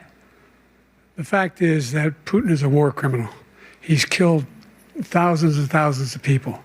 And he has made one thing clear. He wants to reestablish what was part of the Soviet Empire, not just a piece. He wants all of Ukraine. That's what he wants. And then you think he'll stop there? Do you think he'll stop when if he takes Ukraine? What do you think happens to Poland? What do you think of Belarus? What do you think happens to those NATO countries? What the hell's he saying? And so if you want a war, you ought to find out what he's going to do, because if in fact he does what he says and walks away, and by the way, all that money we give Ukraine are from weapons we make here in the United States. We give them the weapons, not the money at this point. And our NATO allies have produced as much funding for Ukraine as we have. That's why we're strong. Thank you. Moving on to the Middle East. In October, Hamas attacked Israel, killing more than 1,000 people and taking hundreds of hostages. Among those held and thought to still be alive are 5 Americans. Israel's response has killed thousands of Palestinians and created a humanitarian crisis in Gaza. President Biden, you've put forward a proposal to resolve this conflict, but so far Hamas has not released the remaining hostages, and Israel is continuing its military offensive in Gaza. So what additional leverage will you use to get Hamas and Israel to end the war? You have 2 minutes. Number one, everyone from the United Nations Security Council straight through to the G7 to the Israelis and Netanyahu himself have endorsed the plan I put forward, which has 3 stages to it. The first stage is trade the hostages for a ceasefire. Second phase is a ceasefire with additional conditions. The third phase is the end of the war. The only one who wants the war to continue is Hamas. Number one, they're the only ones standing out. We're still pushing hard to get them to accept. In the meantime, what's happened? In Israel, we're finding that the only thing I've denied Israel was 2,000-pound bombs. They don't work very well in populated areas. They kill a lot of innocent people. We're providing Israel with all the weapons they need and when they need them. And by the way, I'm the guy that organized the world against Iran when they had a full-blown intercontinental ballistic missile attack on Israel. No one was hurt. No one Israeli was accidentally killed, and it just stopped. We saved Israel. We are the biggest producer of support for Israel of anyone in the world. And so they're 2 different things. Hamas cannot be allowed to be continued. We continue to send our experts and our intelligence people Trump knows to how they can get Hamas like we did bin Laden. You don't have to do it. And by the way, they've been greatly weakened Hamas, greatly weakened, and they should be. They should be eliminated. But you've got to be careful for what using certain weapons among population centers. Just going back to Ukraine for 1 second. We have an ocean separating us. The European nations together have spent $100 billion, or maybe more than that, less than us. Why doesn't he call them and say, you got to put up your money like I did with NATO? I got them to put up hundreds of billions of dollars. The Secretary General of NATO said Trump did the most incredible job I've ever seen. They wouldn't have any, they were going out of business. We were spending almost 100% of the money was paid by us. He didn't do that. He's getting all, you got to ask these people to put up the money. We're over $100 billion more spent, and it has a bigger impact on them because of location, because we have an ocean in between.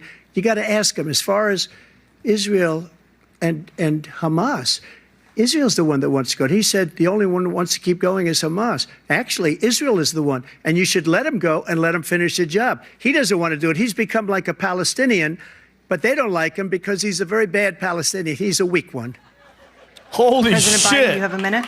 I've never heard so much foolishness. This is a guy who wants to get out of NATO. You're gonna stay in NATO? Unbelievable. He's going to pull out of NATO.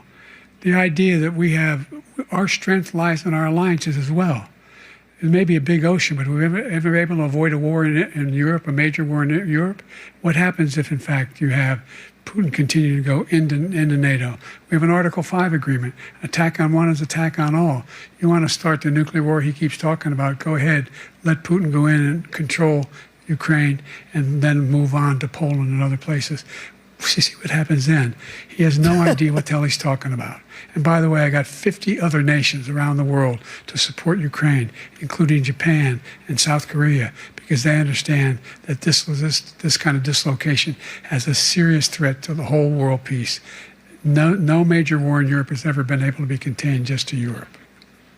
President Trump, just to follow up, would you support the creation of an independent Palestinian state in order to achieve peace in the region? I'd have to see, but before we do that, the problem we have is that we spend all the money. So they kill us on trade. I made great trade deals with the European nations because if you add them up, they're about the same size economically. Their economy is about the same size as the United States. And they were no cars, they don't want anything that we have, but we're supposed to take their cars, their food, their everything, their agriculture. I changed that. But the big thing I changed is they don't want to pay.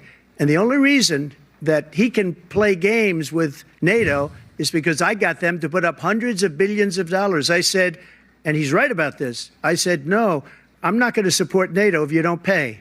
They asked me that question, would you guard us against Russia at a very secret meeting of the 28 states at that time, nations at that time? And I said, no, if you don't pay, I won't do that. And you know what happened? Billions and billions of dollars came flowing in the next day and the next months. But now we're in the same position. We're paying everybody's bills. Let's turn to the issue of democracy. Former President Trump, I want to ask you about January 6, 2021. After you rallied your supporters that day, some of them stormed the Capitol to stop the constitutionally mandated counting of electoral votes. As president, you swore an oath to, quote, preserve, protect, and defend, unquote, the Constitution. What do you say to voters who believe that you violated that oath through your actions and inaction on January 6th and worry that you'll do it again? Well, I don't think too many believe that. And let me tell you about January 6th. On January 6th, we had a great border. Nobody coming through, very few. On January 6th, we were energy independent. On January 6th, we had the lowest taxes ever. We had the lowest regulations ever. On January 6th, we were respected all over the world. All over the world, we were respected. And then he comes in, and we're now laughed at. We're like a bunch of stupid people. What happened to the United States' reputation under this man's leadership is horrible, including weaponization, which I'm sure at some point you'll be talking about, where he goes after his political opponent because he can't beat him fair and square. Yes. You have 80 seconds left. My question was, what do you say to those voters who believe that you violated your constitutional oath through your actions and inaction on January 6, 2021, and worry that you'll do it again? Well, I didn't say that to anybody. I said peacefully and patriotically. And Nancy Pelosi, if you just watched the news from 2 days ago, on tape to her daughter, who's a documentary filmmaker, as they say, But she's saying, oh, no, it's my responsibility. I was responsible for this. Because I offered her 10,000 soldiers or National Guard. Yep. And she turned them down. And the mayor in writing, by the way, the mayor, in writing, turned it down, the mayor of D.C. They turned it down. I offered 10,000 because I could see, I had virtually nothing to do. They asked me to go make a speech. I could see what was happening. Everybody was saying they're going to be there on January 6th. They're going to be there. And I said, you know what? There's a lot of people coming. You could feel it. You could feel it too, and you could feel it. And I said, they ought to have some National Guard or whatever. And I offered it to her. And she now admits that she turned it down. And it was the same day she was, I don't know, she can't be very happy with her daughter because it made her into a liar. She said, I take full responsibility for January 6th. President Biden? Here he goes. He encouraged those folks to go up on Capitol Hill, number one. I sat in the dining room off the Oval Office. He sat there for 3 hours watching, begging, being begged by his vice president and a number of his colleagues on the Republican side as well to do something, to call for a stop, to end it. Instead, they talked about these people being patriots and great patrons of America. In fact, he says he'll now forgive them for what they've done. They've been convicted. He says he wants to commute their sentences and say that no. Jesus. He went to every single court in the nation. I don't know how many cases, scores of cases, including the Supreme Court. And they said, no, this guy is responsible for doing what was done. He didn't do a damn thing. And these people should be in jail. And they should be the ones who are being held accountable. And he wants to let them all out. And now he says if he loses again, such a whiner that he is, that it could be a bloodbath. Thank you, President Biden. President Trump? What they've done to some people that are so innocent, you ought to be ashamed of yourself. What you have done, how you've destroyed the lives of so many people. When they ripped down Portland, when they ripped down many other cities, you go to Minnesota, Minneapolis, what they've done there, with the fires all over the city. If I didn't bring in the National Guard, that city would have been destroyed. When you look at all of they took over big chunks of Seattle. I was all set to bring in the National Guard. They heard that, they saw them coming, and they left immediately. What he said about this whole subject is so off.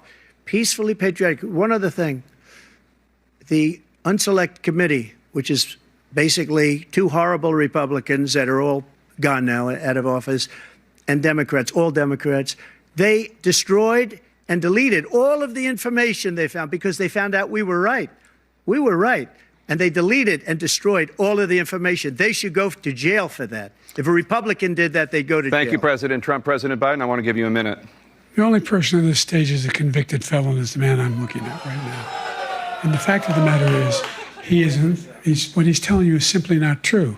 The fact is that there was no effort on his part to stop what was going on up in Capitol Hill. And all those people, every one of those who were convicted, deserves to be convicted. The idea that they didn't kill somebody, just went in and broke down doors, broke the windows, occupied offices, turned over desks, turned them over statues. The idea that those people are patriots? Come on. When I asked him the first two debates we had, first time around, I said, will you denounce the Proud Boys? He said, no, I'll tell them to stand by. The idea he's refusing, will you denounce these guys? Will you denounce the people we're talking about now? Will you denounce the people who attacked that Capitol? What are you going to do? I'm going to give you a minute, President Trump, for a follow-up question I have. Ignored him. Good. After a jury convicted you of 34 felonies last month, you said if reelected, you would, quote, have every right to go after, unquote, your political opponents. You just talked about members of the Select Committee on January 6th going to jail.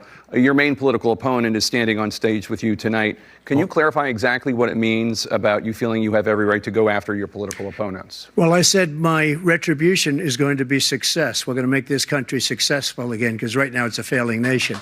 My retribution is going to be success. But when he talks about a convicted felon, his son is a convicted felon. at a very high level. His son is convicted, going to be convicted probably numerous other times. Should have been convicted before, but his Justice Department let the statute of limitations lapse on the most important things. But he could be a convicted felon as soon as he gets out of office. Joe could be a convicted felon with all of the things that he's done. He's done horrible things. All of the death caused at the border, telling the Ukrainian people that we're going to want $1 billion or you change the prosecutor. Otherwise, you're not getting $1 billion. If I ever said that, that's quid pro quo. That we're not going to do anything. We're not going to give you $1 billion unless you change your prosecutor having to do with the son. Yes. This man is a criminal. This man, you're lucky. You're lucky. I did nothing wrong. We'd have a system that was rigged and disgusting. I did nothing wrong. Thank you, President Trump. Boss. President Biden, you have said, I'm coming right to you, sir. You want to respond? Go ahead. I'll give you a minute to respond. The idea that I did anything wrong relative to what you're talking about is outrageous. It's simply a lie, number one. Number two, the idea that you have a right to seek retribution against any American just because you're president is wrong. It's simply wrong. No president's ever spoken like that before. No president in our history has spoken like that before. Number three, the crimes that you are still charged with, and think of all the civil penalties you have. How many billions of dollars do you owe in civil penalties for molesting a woman in public, for doing a whole range of things, of having sex with a porn star on the night while your wife was pregnant? Told you. What are you talking about? You have the morals of an alley cat. Give you a minute, sir. I didn't have sex with a porn star, number one. Number two, that was a case that was started and moved. They moved a high-ranking official, a DOJ, into the Manhattan DA's office to start that case. That case is going to be appealed and won. We had a very terrible judge, a horrible judge, Democrat. The prosecutor were all high-ranking Democrats, appointed people, and both the civil and the criminal. He basically went after his political opponent because he thought it was going to damage me. But when the public found out about these cases, because they understand it better than he does, he has no idea what these cases are. But when they found out about these cases, you know what they did? My poll numbers went up, way up. You know that because you're reporting it. And we took in more money in the last 2 weeks than we've ever taken in the history of any campaign. I don't think any campaign has ever taken. Hundreds of millions of dollars came pouring in because the public knows it's a scam and it's a guy that's after his political opponent because he can't win fair and square. Thank you, President Trump. President Biden, you have said, quote, Donald Trump and his MAGA Republicans are determined to destroy American democracy. Do you believe that the tens of millions of Americans who are likely to vote for President Trump will be voting against American democracy? The more they know about what he's done, yes. The more they know about what he's done. And there's a lot more coming. He's got a lot of cases down the road coming around. He's got a whole range of issues he has to face. I don't know what the juries will do, but I do know he has a real problem. And so the fact that, could you ever think you heard any president say that I'm going to seek retribution? Do you ever hear any president say that I thought Hitler had some good ideas? What got me involved to run in the first place after my son had died, I decided in Iraq, because of Iraq, I said I wasn't going to run again until I saw what happened in Charlottesville, Virginia. People coming out of the woods carrying swastikas on torches, and singing the same anti-Semitic bile they sang when back in Germany. And the young woman spoke to the mother, and they asked him. They said, "What do you think of those people? The ones who got killed, the one who tried to stop it, and the ones," he said, "I think they're fine people on both sides."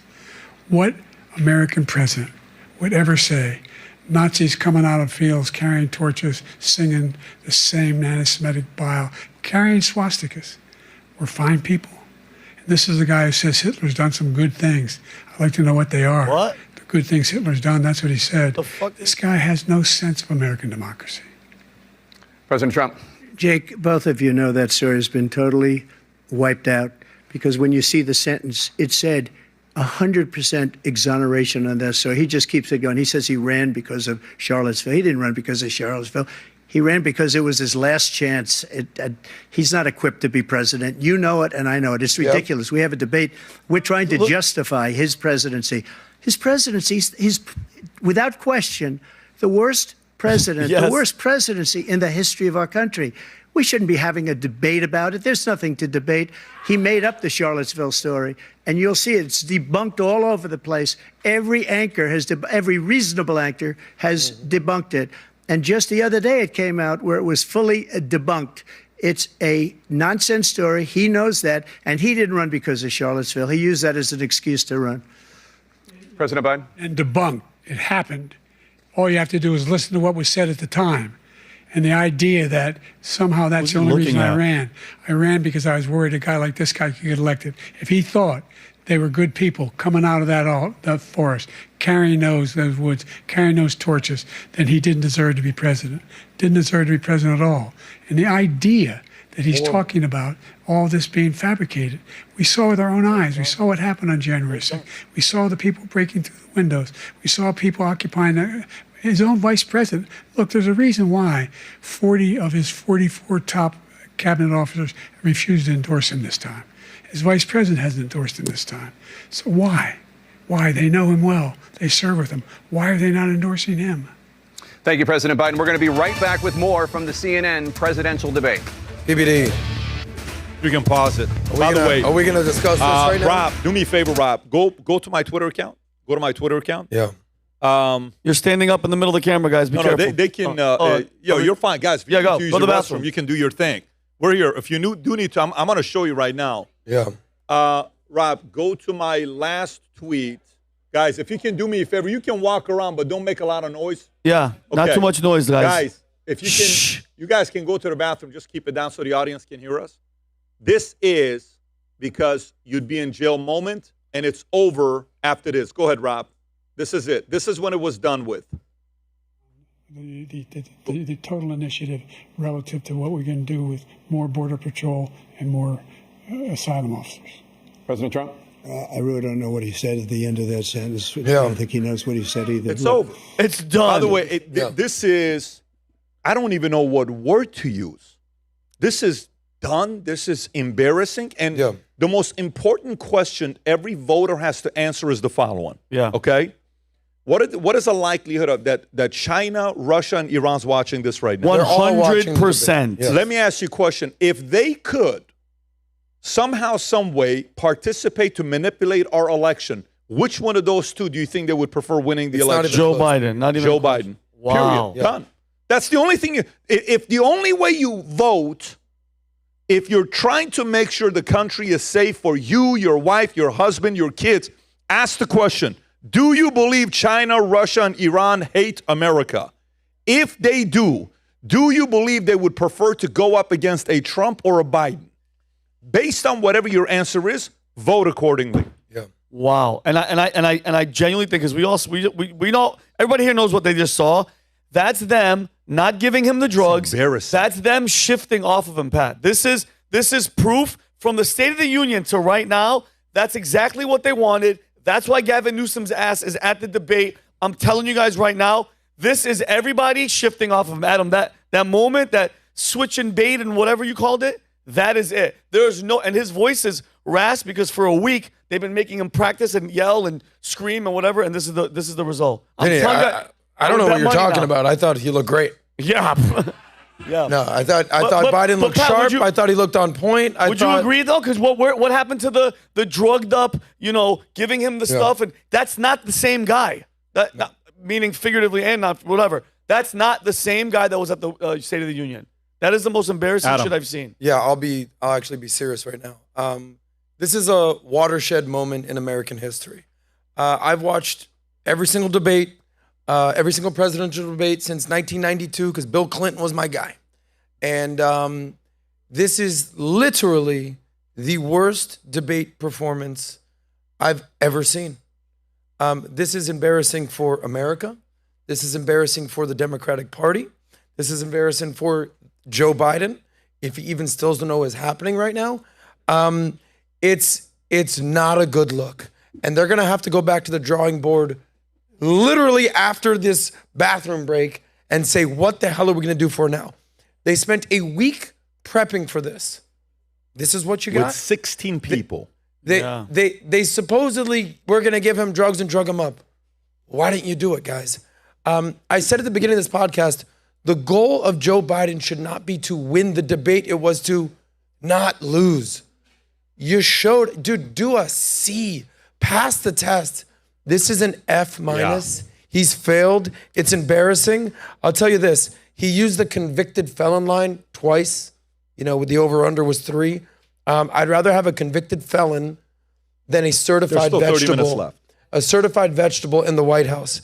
How can, here's the message to any Democratic friends of mine that are watching this and to the blue no matter who crowd. How can you possibly vote for this? Yeah. Put away all your feelings about Trump, all the, both sides, all the stuff, January 6th. How in the world can you say, yep, he's got my vote? It's embarrassing. And I mean this sincerely. Joe Biden, thank you for your 50 years of contribution to America. To a record low exit under stage the presidency. left. It's over. Black families still earn far less than white families. Black mothers are still 3 times more likely to die from pregnancy-related causes. PBD, and Black Americans are imprisoned at 5 times the rate of white Americans. What do you say to Black voters who are disappointed that you haven't made more progress? They acknowledge they made a lot of progress, number one. The fact of the matter is there's more small Black businesses that have been started than any time in history. Number 2, the wages of Black unemployment is the lowest level it's been in a long, long time.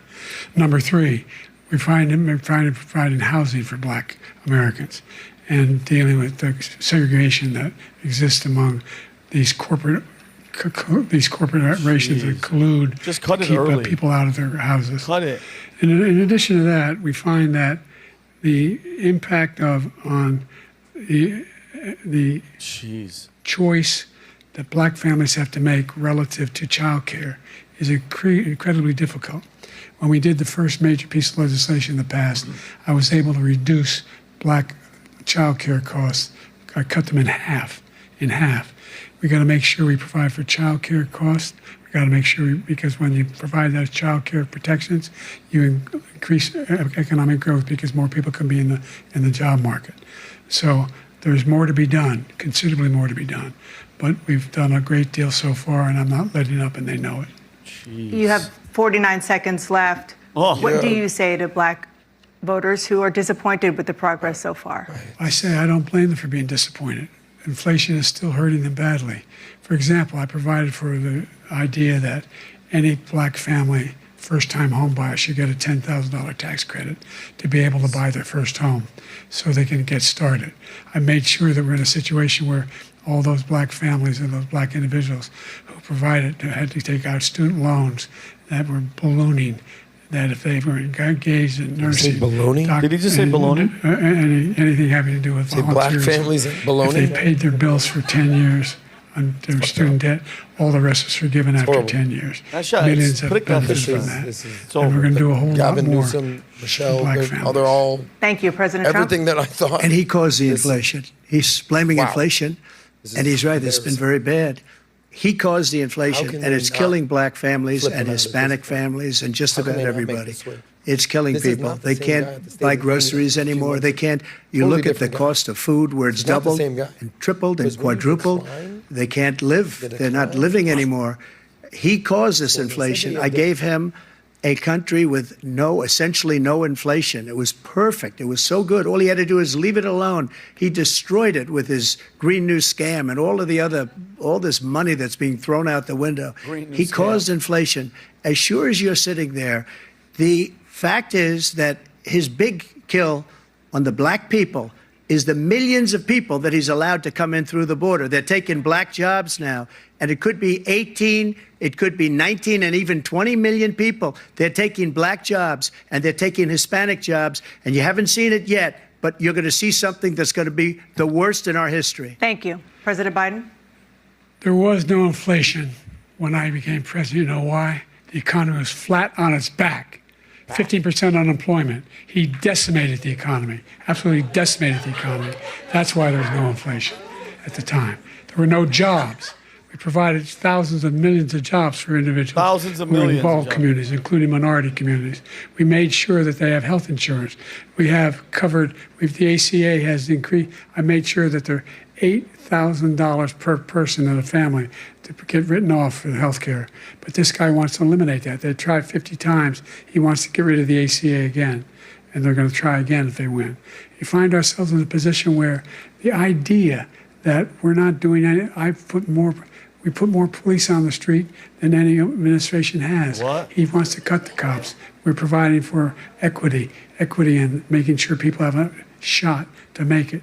There's a lot going on, but in inflation, he caused it by his tremendous malfeasance in the way he handled the pandemic. Thank you. Another persistent challenge is the climate crisis. 2023 was the hottest year in recorded history, and communities across the country are confronting the devastating effects of extreme heat, intensifying wildfires, stronger hurricanes, and rising sea levels. Former President Trump, you've vowed to end your opponent's climate initiatives, but will you take any action as president to slow the climate crisis? Well, let me just go back to what he said about the police, how close the police are to him. Almost every police group in the nation from every state is supporting Donald J. Trump. Yeah. Almost every police group. Yeah. And what he's done to the black population is horrible, including the fact that for 10 years he called them super predators. We can't, in the 1990s, we can't forget that. Super predators was his name, and he called it to them, and they've taken great offense at it, and now they see it happening. But when they see what I did for criminal justice reform and for the historically black colleges and universities, where I funded them and got them all funded, and the opportunity zones with Tim, as you know, Tim Scott was incredible. He did a great job, great senator from South Carolina. He came to me with the idea, and it was a great idea. It's one of the most successful economic development acts ever in the country, opportunity zones. And the biggest beneficiary are blacks. And that's why we have the best numbers with them in maybe ever. They're saying ever. I read this morning where ever, the best numbers. He's lost much of the black population because he's done a horrible job for black people. He's also done a horrible job for Hispanics. But wait till you see these millions of people pouring into our country, and they're going to take the jobs, and it's already started, and you haven't seen anything yet. It's a disaster. You've 38 seconds left. President Trump, will you take any action as president to slow the climate crisis? So I want absolutely immaculate clean water, and I want absolutely clean air, and we had it. We had H2O. We had the best numbers ever. And we were using all forms of energy, all forms, everything. And yet, during my 4 years, I had the best environmental numbers ever.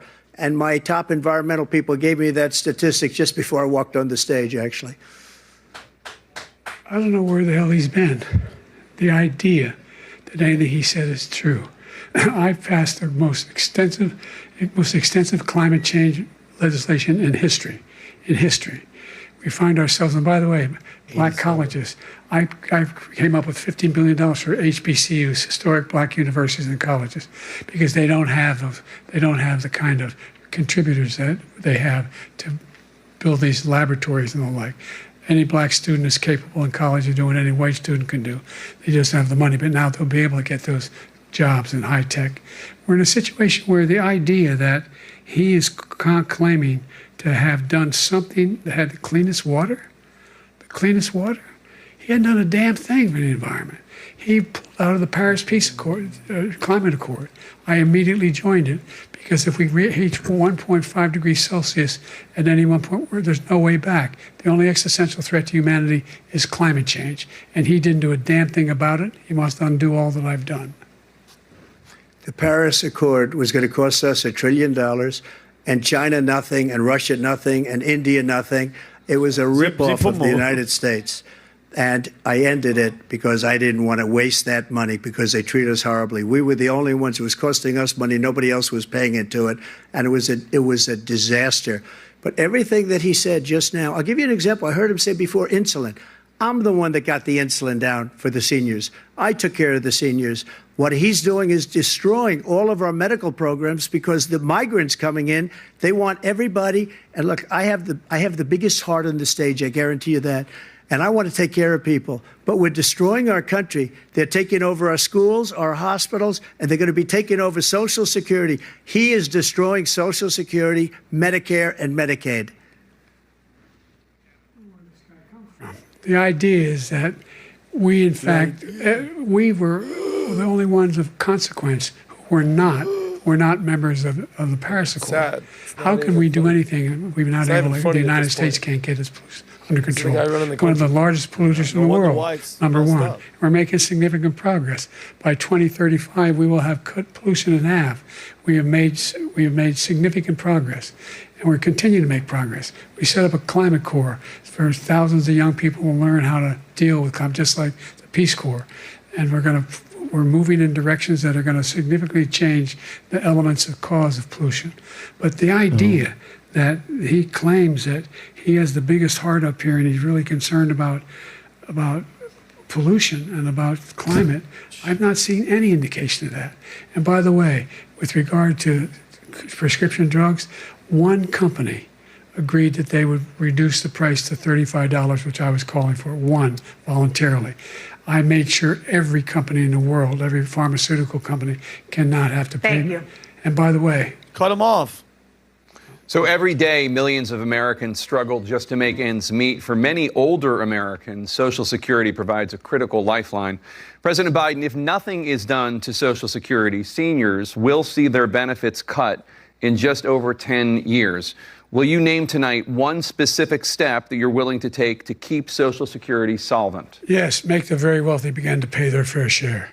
Right now, everybody making under $170,000 pays 6% of their income, of their paycheck, every single time they get a paycheck from the time of the first one they get when they're 18 years old. The idea that they're going to, I've been proposing that everybody, the millionaires pay 1%. 1%.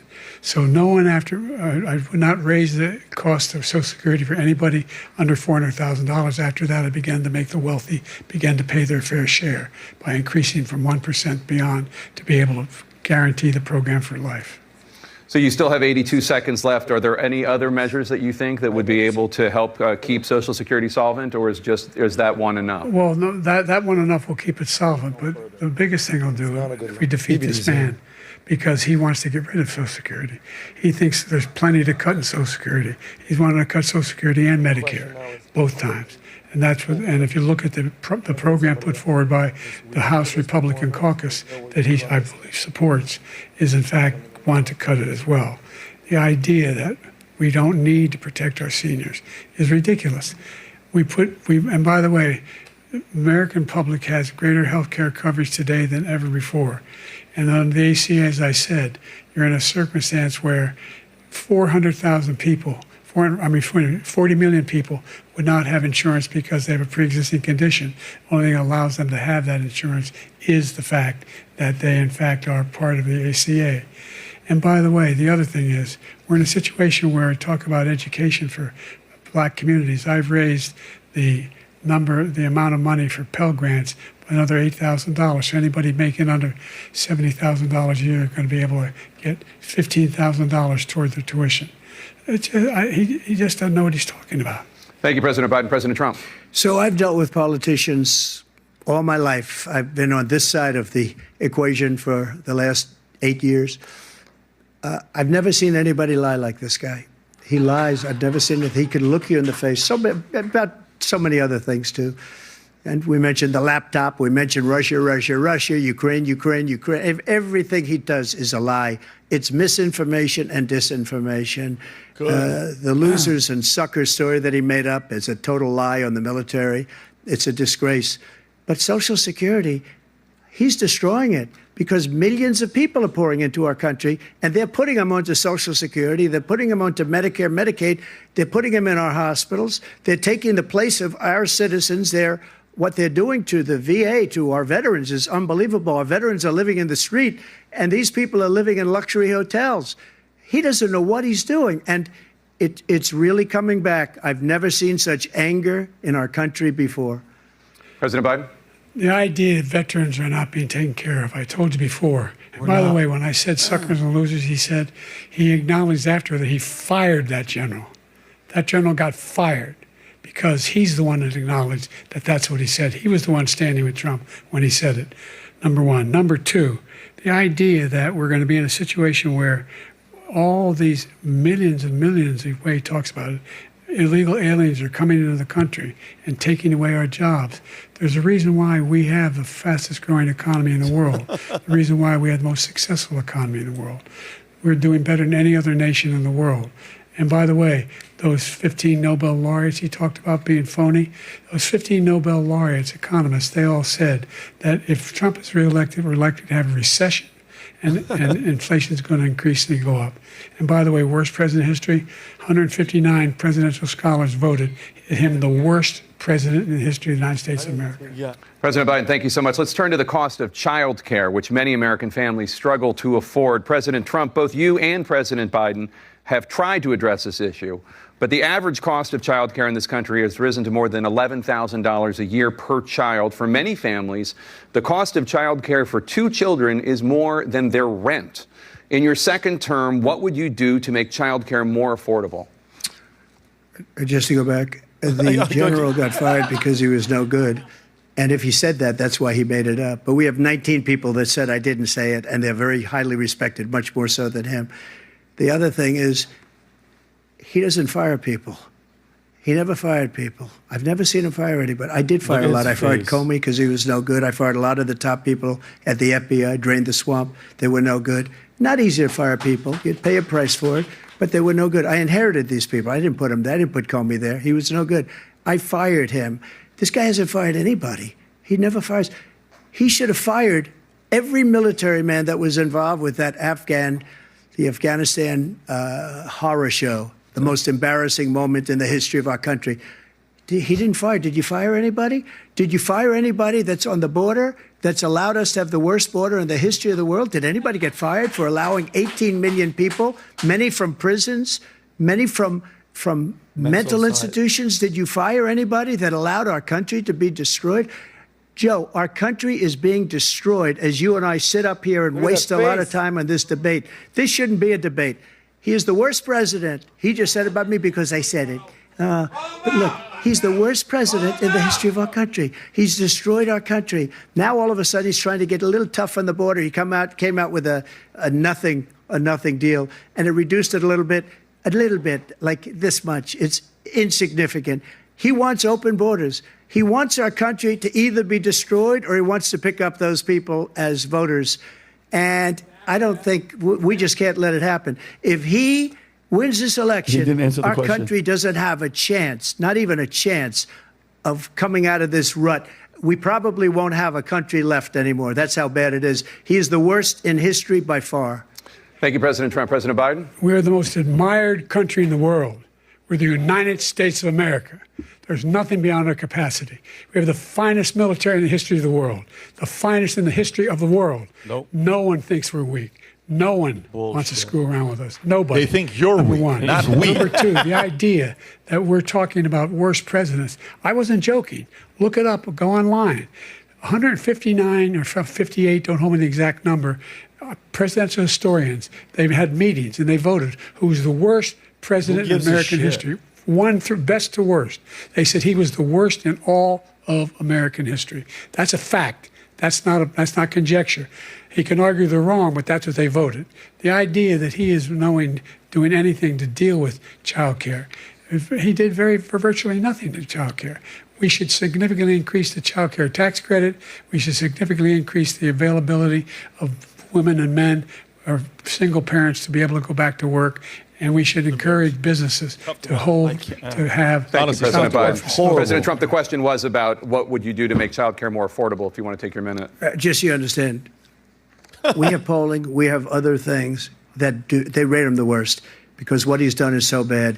And they rate me, I'll show you, I will show you. And they rate me one of the best, okay?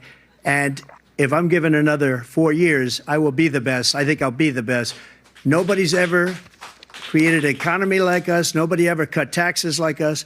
He's the only one I know. He wants to raise your taxes by 4 times. He wants to raise everybody's taxes by 4 times. He wants the Trump tax cuts to expire, so everybody, including the 2 of you, are going to pay 4 to 5 times.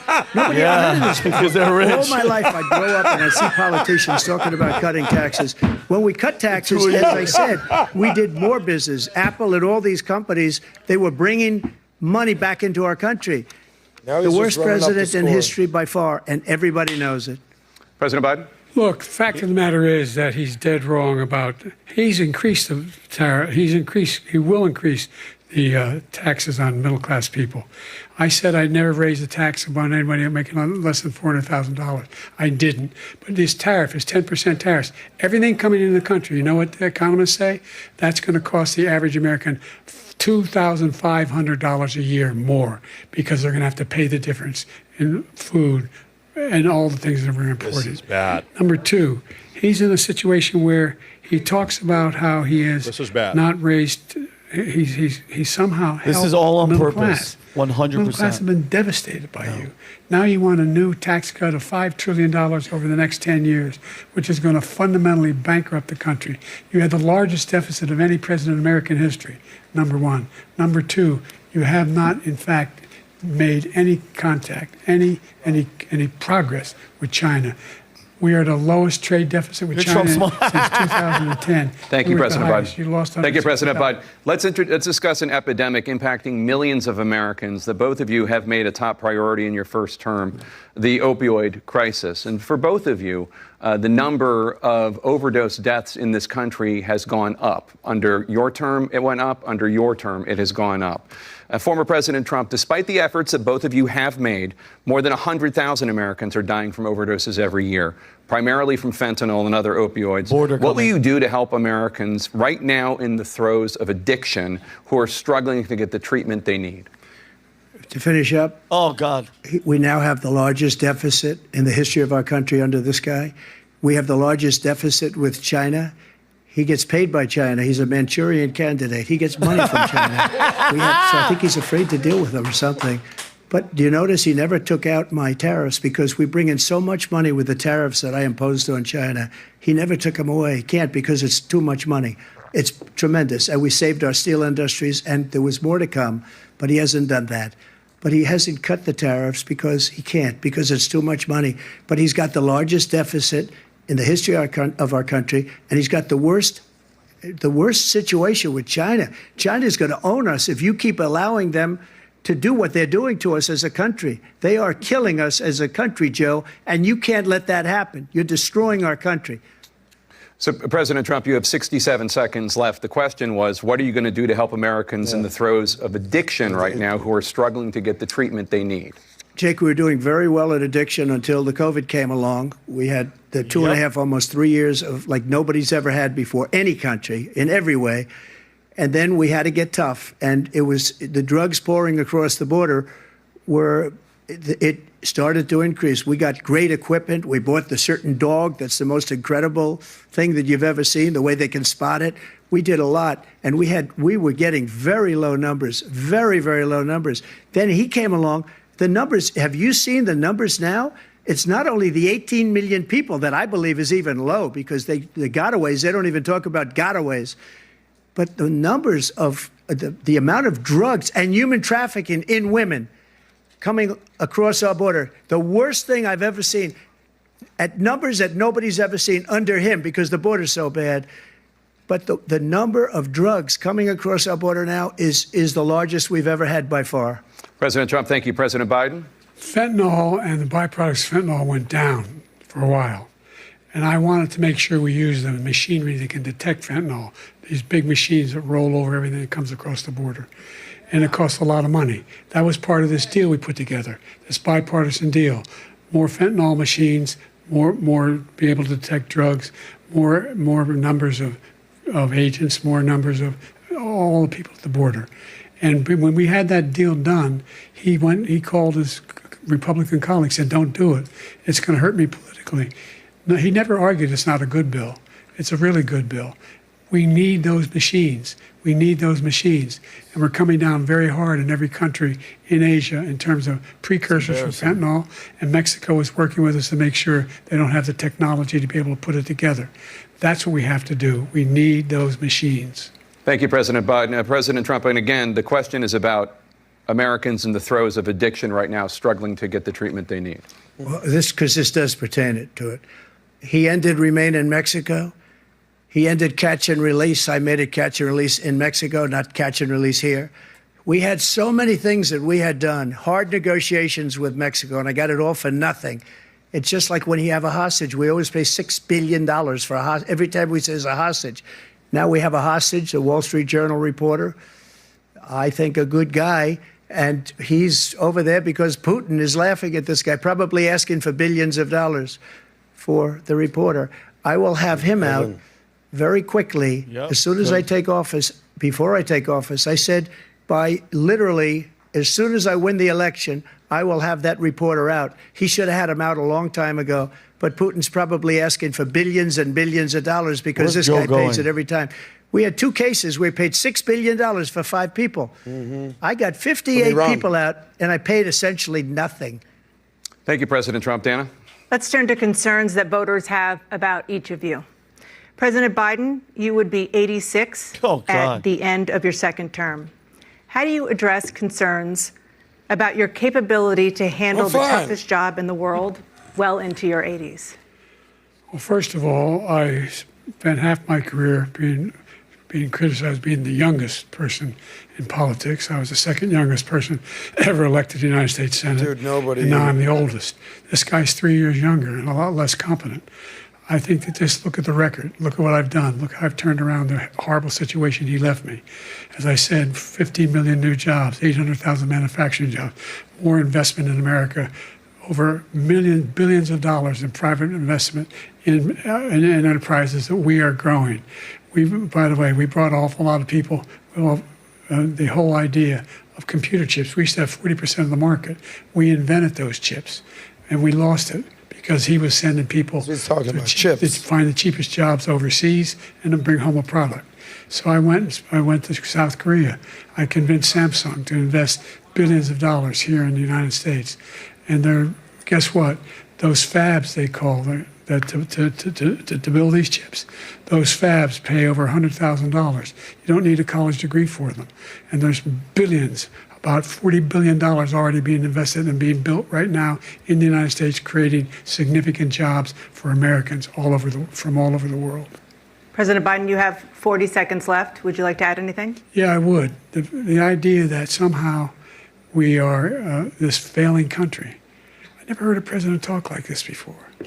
We're the envy of the world. Name me a single major country president who wouldn't trade places with the United States of America for all our problems and all our opportunities. We're the most progressive country in the world in getting things done. We're the strongest country in the world. We're a country in the world who keeps our word, and everybody trusts us, all of our allies, and those who he coddles up to, from Kim Jong-un, who he sends love letters to, and Putin, etc. They don't want to screw around with us. Thank you. Former President Trump, to follow up, you would be 82 at the end of your second term. What do you say to voters who have concerns about your capabilities to serve? Well, I took 2 tests, cognitive tests. I aced them, both of them, as you know. We made it public. He took none. I'd like to see him take one, just one, a real easy one. Like go through the first 5 questions. He couldn't do it. But I took 2 cognitive tests. I took physical exams every year. And, we knock on wood wherever we may have wood, that I'm in very good health. I just won 2 club championships, not even senior. 2 club championships. To do that, you have to be quite smart, and you have to be able to hit the ball a long way. And I do it. He doesn't do it. He can't hit a ball 50 yards. He challenged me to a golf match. He can't hit a ball 50 yards. I think I'm in very good shape. I feel that I'm as in good a shape as I was 25, 30 years ago. Actually, I'm probably a little bit lighter, but I'm in as good a shape as I was years ago. I feel very good. I feel the same. But I was willing to take a cognitive test. And you know what? If I didn't do well, I aced him. Dr. Ronnie Jackson, who's a great guy when he was White House doctor. And then I took another one, a similar one. And one of them said they've never seen anybody ace him. Thank you. President Biden? You can see he is 6'5" and only 223 pounds, or 235 pounds. Well, you said 6'4", 200. Well, anyway, that's it. Anyway, just take a look at what he says he is, and take a look at what he is. Look, I'd be happy to have a driving contest with him. I got my handicap, which when I was vice president, down to a 6. But by the way, I told you before, I'm happy to play golf if you carry your own bag. Think you can do it? That's the biggest line. He's a 6 handicap of all. I was an 8 handicap. Yeah. 8. Now they're arguing about golf. Golf fight. I've seen you swing. I know you swing. Okay, let's not act like children. President Trump, we're going to turn Let's not act like children. to a specific concern that voters have about you. Will you pledge tonight that once all legal challenges have been exhausted, that you will accept the results of this election, regardless of who wins, and you will say right now that political violence in any form is unacceptable? Well, I shouldn't have to say that, but of course I believe that. It's totally unacceptable. And if you would see my statements that I made on Twitter at the time, and also my statement that I made in the Rose Garden, you would say it's one of the strongest statements you've ever seen. In addition to the speech I made in front of, I believe, the largest crowd I've ever spoken to, and I will tell you, nobody ever talks about that. They talk about a relatively small number of people that went to the Capitol, and in many cases were ushered in by the police. And as Nancy Pelosi said, it was her responsibility, not mine. She said that loud and clear. But the answer is, if the election is fair, free, and I want that more than anybody. Yep. And I'll tell you something. I wish he was a great president, because I wouldn't be here right now. I'd be at one of my many places enjoying myself. I wouldn't be under indictment because I wouldn't have been his political opponent, because he indicted me because I was his opponent. I wish he was a great president. I would rather have that. I wouldn't be here. I don't mind being here. But the only reason I'm here is he's so bad as a president that I'm going to make America great again. We're going to make America great again. We're a failing nation right now. We're a seriously failing nation. And we're a failing nation because of him. His policies are so bad. His military policies are insane. They're insane. These are wars that will never end with him. He will drive us into World War III, and we're closer to World War III than anybody can imagine. We are very, very close to World War III, and he's driving us there. And Kim Jong-un and President Xi of China, Kim Jong-un of North Korea, all of these, Putin, they don't respect him. They don't fear him. They have nothing going with this gentleman, and he's going to drive us into World War III. You want a World War III, let him follow and win, and let Putin say, do what you want, NATO. Just do what you want. There's a thing called Article 5. An attack on one is an attack on all, and required response. The idea. I can't think of a single major leader in the world who wouldn't trade places with the job I've done and what they've done. Because we are a powerful nation. We have wonderful people. It's because of the people, not me. It's because of the American people. They're capable of anything, and they step up when they're needed. And right now, we're needed. We're needed to protect the world because our own safety is at stake. And again, you want to have a war, just let Putin go ahead and take Kyiv, make sure they move on, see what happens in Poland, Hungary, and other places along that border. Then you have a war. President Trump, as I come back to you for a follow-up, the question was, will you accept the results of this election, regardless of who wins? Just to finish what he said, if I might. Russia, they took a lot of land from Bush. They took a lot of land from Obama and Biden. They took no land, nothing from Trump. Nothing. Period. He knew not to do it. He's not going to play games with me. He knew that. I got along with him very well, but he knew not to play games. He took nothing from me. But now he's going to take the whole thing from this man right here. That's a war that should have never started. It would have never started, ever, with me. And he's going to take Ukraine. And, you know, you asked me a question before, would you do this?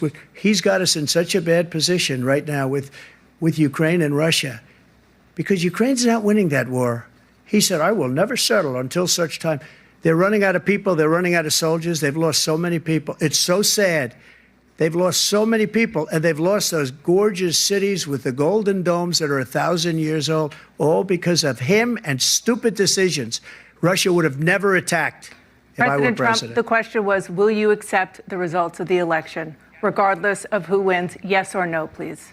If it's a fair and legal and good election, absolutely. I would have much rather accepted these, but the fraud and everything else was ridiculous. And if you want, we'll have a news conference on it in a week, or we'll have another one of these in a week. But I will absolutely, there's nothing I'd rather do. It would be much easier for me to do that than I'm running again. I wasn't really going to run until I saw the horrible job he did.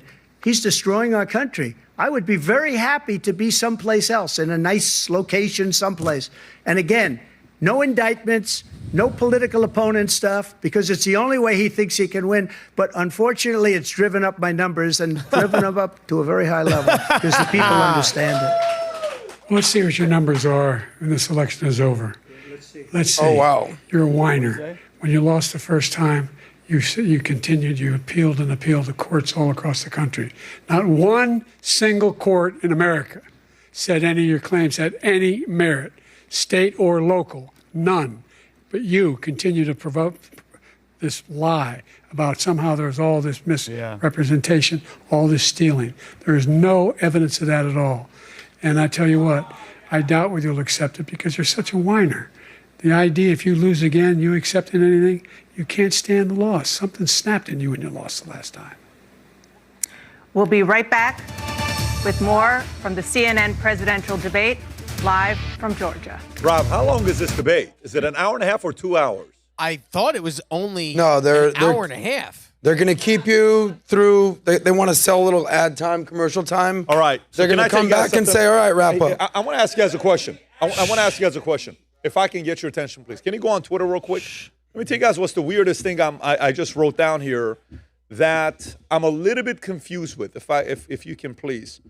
So a few things is, go back to how many of the debates we've done in the past, right? Especially with Trump. How often did moderators interrupt Trump? Every time. Yep. How often did moderators debate on behalf of his opponent? Every time. How often did moderators correct Trump on something he said? Every single time. Why did tonight's moderators start off with inflation? Why did they start off with economy first while that's the main pressure point? You should not be covering that first. Why has Jake Tapper and Dana Bash, why have they been so fair tonight? Why? Do you think they're sitting there like, yeah, this is great? They're almost acting like they work for Fox News. They almost act like they're Republicans, like they're going to vote for Trump. So we know that's not the case. So what else could it be? Is it the fact that they're embarrassed? Like they've already accepted the loss? Like, I can't wait to get the hell out of here. Please hurry up, sell the effing ad time so I can get the hell out of here because this is simply embarrassing. Or maybe they know something we don't know. Maybe behind closed doors, this is what I would do. If you're my candidate and I'm one of your people working for you, I'm one of your campaign guys, I'm a heavyweight decision maker on the political party, I'd come right before, I'm like, where is he? He's in a room. I want to talk to him privately. He's right there. Okay, let me go talk to him. Joe, how you doing? Joe, how you doing, Joe? Joe, how you feeling, Joe? No, hang on a second, because we know, I'm actually not trying to be funny. There's bosses of bosses. Then I'd go out and say, guys, it's done. Where's Gavin? Let me talk to him. Let's go to the back. Take him to the cigar lounge. I'm sitting there saying, all right, plan B is here. We're going to know within the first 30 seconds. In 1986, Mike Tyson had his fastest knockout ever, 30 seconds. The guy name was Marvin Frazier. Donald Trump broke that record from 1986 tonight. It's over.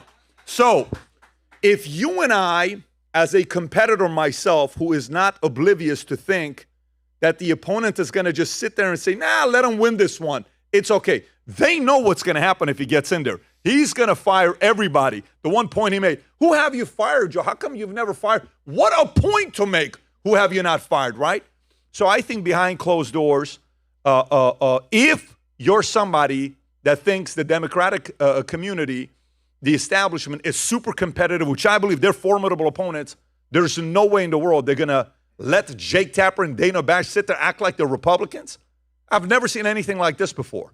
There's something going on we don't know about behind closed doors, or they've simply thrown in the towel. And I simply don't buy the fact that they've thrown in the towel. I just don't. By the way, that's the knockout, if you're wondering. Go ahead and play this. They're back. The debate's back. Yeah, they're back. Let's go back. By a coin toss, we're going to begin with you, President. What is Biden. this, Ron? The final wrapping up. Statements. Okay. They kept you through a commercial break, and they're wrapping up. We've made significant progress There we go. from the debacle that was left by President Trump in his last term. Jeez. We find ourselves in a situation where, number one, we have to make sure that we have a fair tax system. I ask anyone out there in the audience, or anyone out watching this debate, do you think the tax system is fair? The fact is that I said nobody even making under $400,000 had a single penny increase in their taxes, and will not. And if I'm reelected, that'll be the case again. But this guy has increased your taxes because of the deficit. Number one, he's increased inflation because No one of the believes you. debacle he left after the way he handled the pandemic. And he finds himself in a position where he now wants to tax you more by putting a 10% tariff on everything that comes into the United States of America. What I did, when, for example, he wants to get rid of the ability of Medicare for us to be able to negotiate drug prices with the big pharma companies. Well, guess what? We got it down to $35 for insulin instead of $400. All on purpose. No more than $2,000 for every senior, Yeah, it's no matter abuse. how much prescription they need. You know what that did? That reduced the federal debt by $160 billion over 10 years because the government doesn't have to pay the exorbitant prices. I'm going to make that available to every senior. All along, it's happening now, and everybody in America. Yeah. He wants to get rid of that. I'm going to make sure that we have childcare. We're going to significantly increase the credit people have for childcare. I'm going to make sure we do something about what we're doing on lead pipes and all the things that are causing health problems for people across the country. We're going to continue to fight to bring down inflation and give people a break. Thank you, President Biden. President Trump, you now have 2 minutes for your closing statement. Like so many politicians, this man is just a complainer. He said, we want to do this, we want to do that, we want to get rid of this tax, that tax. But he doesn't do anything. All he does is make our country unsafe by allowing millions and millions of people to pour in. Our military doesn't respect him. We look like fools in Afghanistan. We didn't stop Israel. It was such a horrible thing that would have never happened. It should have never happened. Iran was broke. Anybody that did business with Iran, including China, they couldn't do business with the United States. They all passed. Iran was broke. They had no money for Hamas or Hezbollah, for terror, no money whatsoever. Again, Ukraine should have never happened. He talks about all this stuff, but he didn't do it. For 3.5 years, we're living in hell. We have the Palestinians and we have everybody else rioting all over the place. You talk about Charlottesville. This is 100 times Charlottesville, 1,000 times. The whole country is exploding because of you, because they don't respect you, and they have to respect their president, and they don't respect you throughout the world. What we did was incredible. We rebuilt the military. We got the largest tax cut in history, the largest regulation cut in history. The reason he's got jobs is because I cut the regulations that gave jobs, but he's putting a lot of those regulations back on. All of the things that we've done, nobody's never seen anything like. Even from a medical standpoint, right to try, where we can try space-age materials instead of going to Asia or going to Europe and trying to get when you're terminally ill. Now you can go and you can get something. You sign a document. They've been trying to get it for 42 years. But you know what we did for the military was incredible. Choice for our soldiers, where our soldiers, instead of waiting for 3 months to see a doctor, can go out and get themselves fixed up and readied up and take care of themselves, and they're living. And that's why I had the highest approval rating in the history of the VA. So all of these things, we're in a failing nation, but it's not going to be failing anymore. We're going to make it great again. Thank you, former President Trump, President Biden. Stay with us because we have full analysis of this debate. Anderson Cooper and Aaron Burnett starts now on CNN. Pat, how much you want to make a bet that they're going to be interviewing Gavin Newsom right now? How much you guys think? They don't have a choice. They have to. President Biden looked exceptional tonight. He looked like a caring man who loves his country versus a man who all he cares about is himself. That's the script. But guess what? You can't, listen, you can manipulate anybody for an hour. Yep. Some for a day, some for a month, some for a year. You cannot manipulate majority of the people for 3.5 years. And the voting base that you need for them to vote for you, the ones independent, libertarian, right in the middle, what is the typical quality of an independent and a libertarian? Think about the profile of those who vote in the middle. Not the left, not the right. You got the angry patriots, right? And you got the leftists, LGBTQ, all this other stuff. Both of them, put them aside, right? What do libertarians and independents have in common? What's the one thing they're capable of doing and why they're always going like this? Why do they always go like this? I'll tell you what it is. What are they willing to do? Yeah, Go. they have the ability to reason. That's it. That's the only thing. And they have to say, all right, I'll give this guy a chance. Let me keep my emotions out of it. Let me think logically. So the libertarian and the independent voter is one that doesn't want to be fooled, right? So they're kind of like, no, I'm not going to let this guy fool me because they've been fooled before, right? That audience that's watching tonight, they're like, what is going on tonight? Yes. No, you lost the most important people you needed to win over. Tonight wasn't about you winning Democrats over. Tonight wasn't about winning Republicans over. Tonight was a race of whether Trump or Biden is going to win the independents and libertarians over, and Trump won them over tonight. You can say Newsom can say whatever he wants to his base. Mm-hmm. He can say whatever he wants to his base. No one cares. The independents and the libertarians can think for themselves. You're not getting their vote. And Trump, let's be honest, Trump hasn't missed a step. He looks the same that he was 7 years ago. Same points, same this, same everything. And this is embarrassing. But let me ask you a question though. Let's just say, PBD, I think this is exactly what we said, Adam. We had a $100 bet. I wouldn't mind upping it because after seeing this, they're definitely going to do the switch. How difficult do you think a debate with a snake like Gavin Newsom's going to be? Trump has no history with him. He can't blame him for everything. If Newsom steps up, PBD, how's that debate going to go? Phenomenal. For Trump. It's phenomenal. It's phenomenal. It's paper. It's Conor McGregor against Khabib.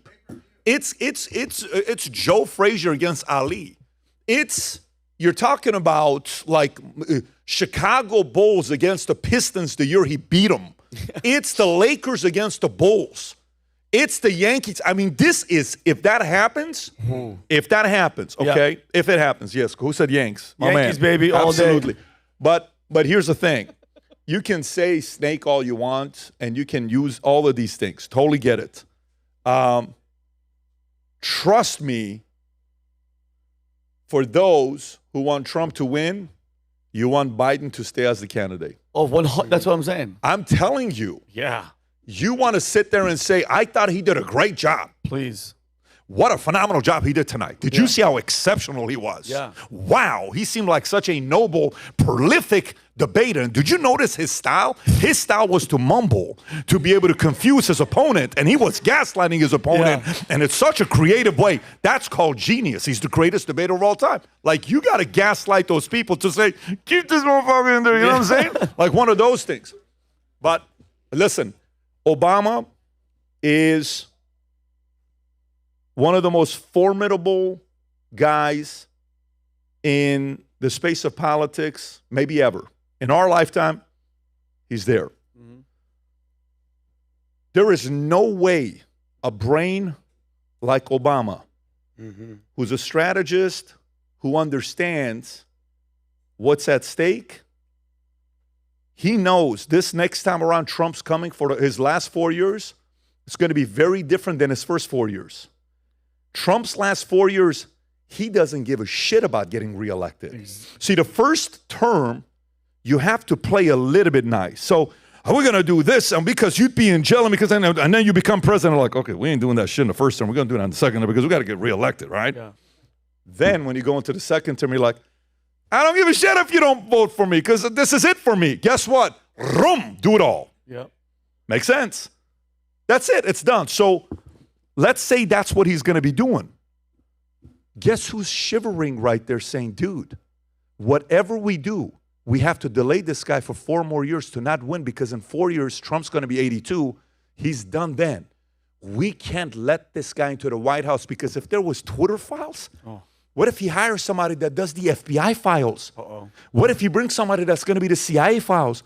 What if he brings somebody that's going to do the IRS files? What if he finds paper trail and emails in FBI and say, what if he doesn't? Guys, there's no way we can let this guy win. We got to bring somebody else in. So if Barack Obama, the Clintons, have nothing to hide and they have nothing to fear, they're going to let this guy go and be the candidate. But if they did participate in any of this stuff, and they fear that a guy like him that's going to come in, that now he's got he's got all these people that are backing him up, they can't let him in. And they can't let this guy stay. This is, at the when he gave the speech at the inauguration, we did the podcast. I was like, this guy actually did a great job. Yeah, the State of the Union. State of the Union. It was like how many months ago? 6 months ago, 8 months ago. 3 months ago. We were like, it's actually pretty good. Yeah. He's like, boom. And he was debating with the Republicans when they were like, oh, really? But why did you do this? And why did you do that? You're like, oh, shit. He actually looked coherent in there. Yeah. No, bro, you can't market. Ari Emanuel, who is maybe the greatest manager, representative, agent in the history of Hollywood, who could turn a regular guy and sell him as if this guy's going to be the next big Tom Cruise. Even Ari Emanuel, if he chose to be this guy's agent, he couldn't even help this guy become a mayor of a small town today. I agree. That's how bad he looked today. When he did the State of the Union, the headlines in the tabloids on every single website, every single news outlet was, the old man still got a little fight in him. Here we go, he's back, kind of a thing. Tonight, it's going to be very interesting to see what all the headlines and all the news outlets come out with, because there's no way to spin this performance. You were talking about sports and the Bulls and the Yankees and all that. I'll give you a sports analogy. This was a blowout of epic proportion. And it started in the first quarter. If you want to just do a football analogy, dude, by the end of the first quarter, it was 28-zip, okay? By halftime, he snuck in a little, and you're a convicted criminal. It's 35-3 at halftime. And by the way, if you're a football fan, 35-3 at halftime, there's no pep talk in the locker room to get you back from that. By the time that they come out on the field after the third quarter, Trump's still just throwing the ball around, he's connecting. Biden's just fumble, turnover, pick six, bingo, bango. By the end of the game, they're just dancing in the end zone. Final score is 72-3. It's an embarrassment. And it's not even close. And you're talking to somebody who voted for Biden, who actually beat Trump in the debates 4 years ago. Trump literally had COVID during the debates, if you remember that one. This, look from I said China. Thank you. Because it was COVID. Forget about who you like. Forget about who you don't like. Just look at this complete unbiased. This was an embarrassing, tragic performance by Joe Biden. Here's where we go from here, by the way. The RNC is, I think, mid-July, July 15th in Milwaukee. The DNC is mid-August in Chicago.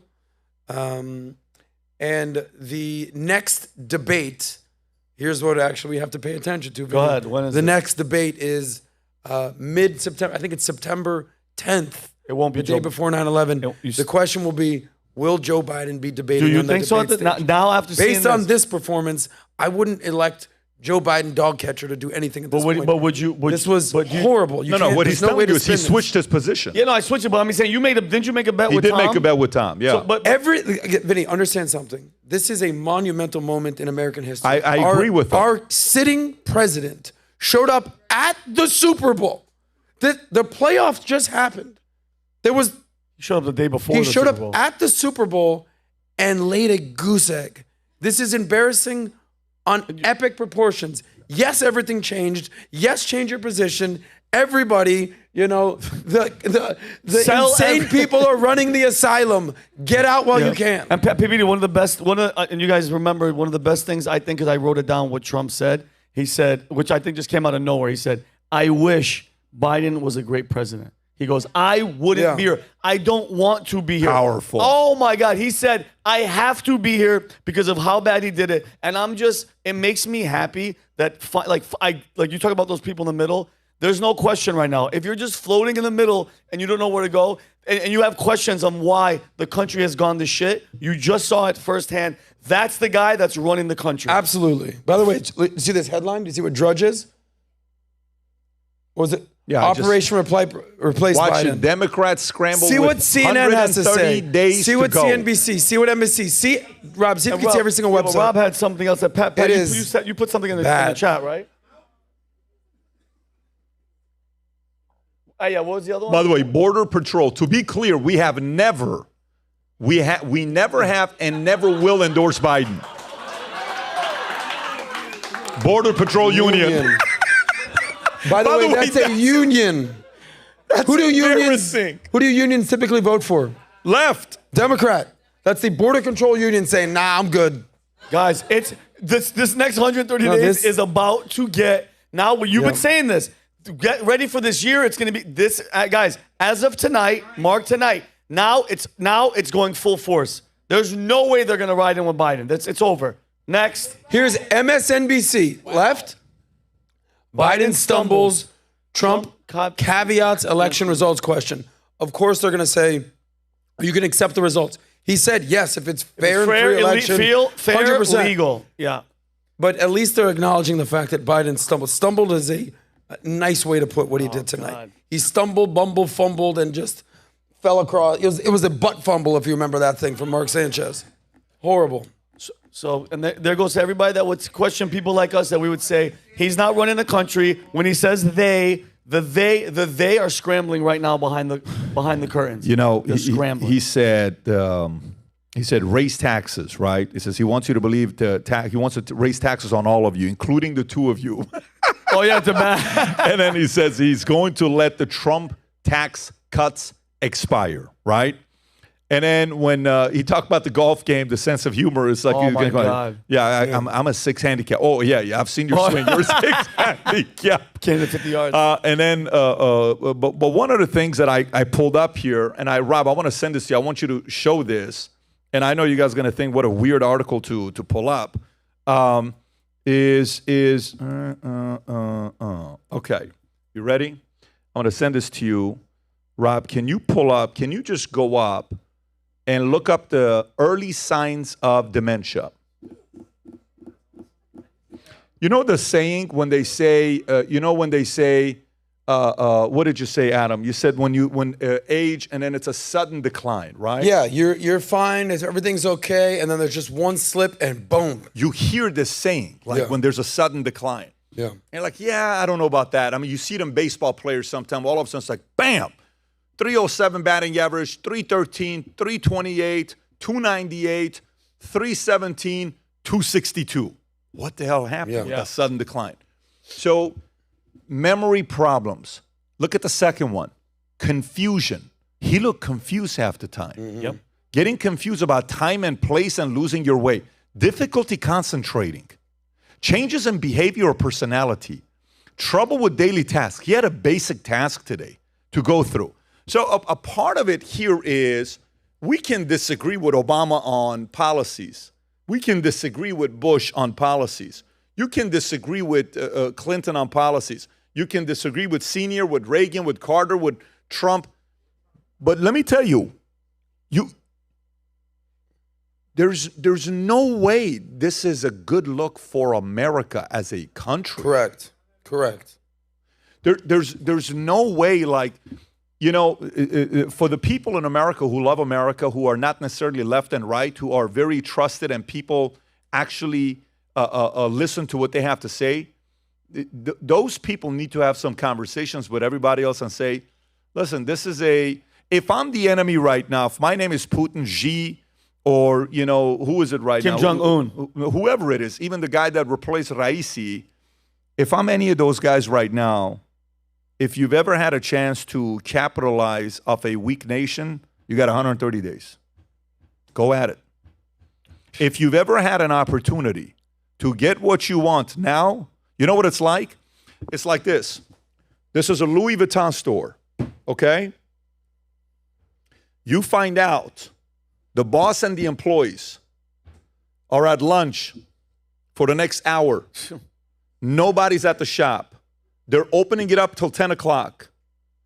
The shop is wide open back door. You know the door is open. It's 9 o'clock in the morning. You have 1 hour. No one's in there. Go take everything you can. This is a way of telling the enemy, guess what? China, Russia, Iran, whoever else that doesn't like the greatest country in the world and they despise it, you got 130 days. This is your opportunity. Come on, Louis Vuitton store, a bunch of purses out there for you because this guy's not putting fear into anybody. What did he say?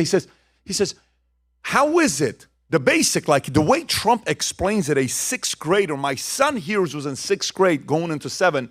He says, okay, there's an ocean between us and Europe. So you mean to tell me the European countries who are directly affected by what Russia's going to do to Ukraine, they only give $100 billion and we give $200 billion? Why don't you tell them to pay more? Why don't you at least look at them and say pay more? Anybody can understand what the hell he's saying. Yep. That is very basic stuff. Why don't you say more? He says, at least I got you to start spending a little bit more money because the NATO thing that came up. How come you didn't do that? How come you haven't fired anybody? How come you haven't fired the guy that's doing the border? You think he's doing a good job? What do you think about the guy? So this guy's saying, yes, I fire a lot of people. That's what I do if you don't do the job. How come you haven't fired anybody? Why haven't you fired anybody? Every one of these arguments, the way he makes, it is so simple that the average person can just sit there and say, I don't have to like him, but I get what he's saying, whether you're left or right. So my only concern is I hope this 130 days comes as fast as possible to get somebody else in there, because even if they bench him, the person behind him scares me even more than he does. So neither one of them scare anybody. But anyways, there's two sides to me, guys, that I always, and I'm going to wrap this up because it's 11 o'clock. There's two sides that I always have. One side is the overly optimistic guy. We're going to take over the world. Oh, we're going to do this. Oh, the future looks bright, baby. Everything is great. And this always is 51%. It's always a little bit more than this side. But this side is only the paranoid survive. Most Republicans, including Trump, are going to go home tonight and do what? High five. Oh, my God. Yep. It's blah, blah, blah, blah. We crushed it. Pump the brakes. Pump the brakes. You know, it's like guys that close their first $10,000 commission check. They're in the car celebrating, and then they don't know right behind them is New York Life or another company coming in to take that commission away from you, and you're already high-fiving.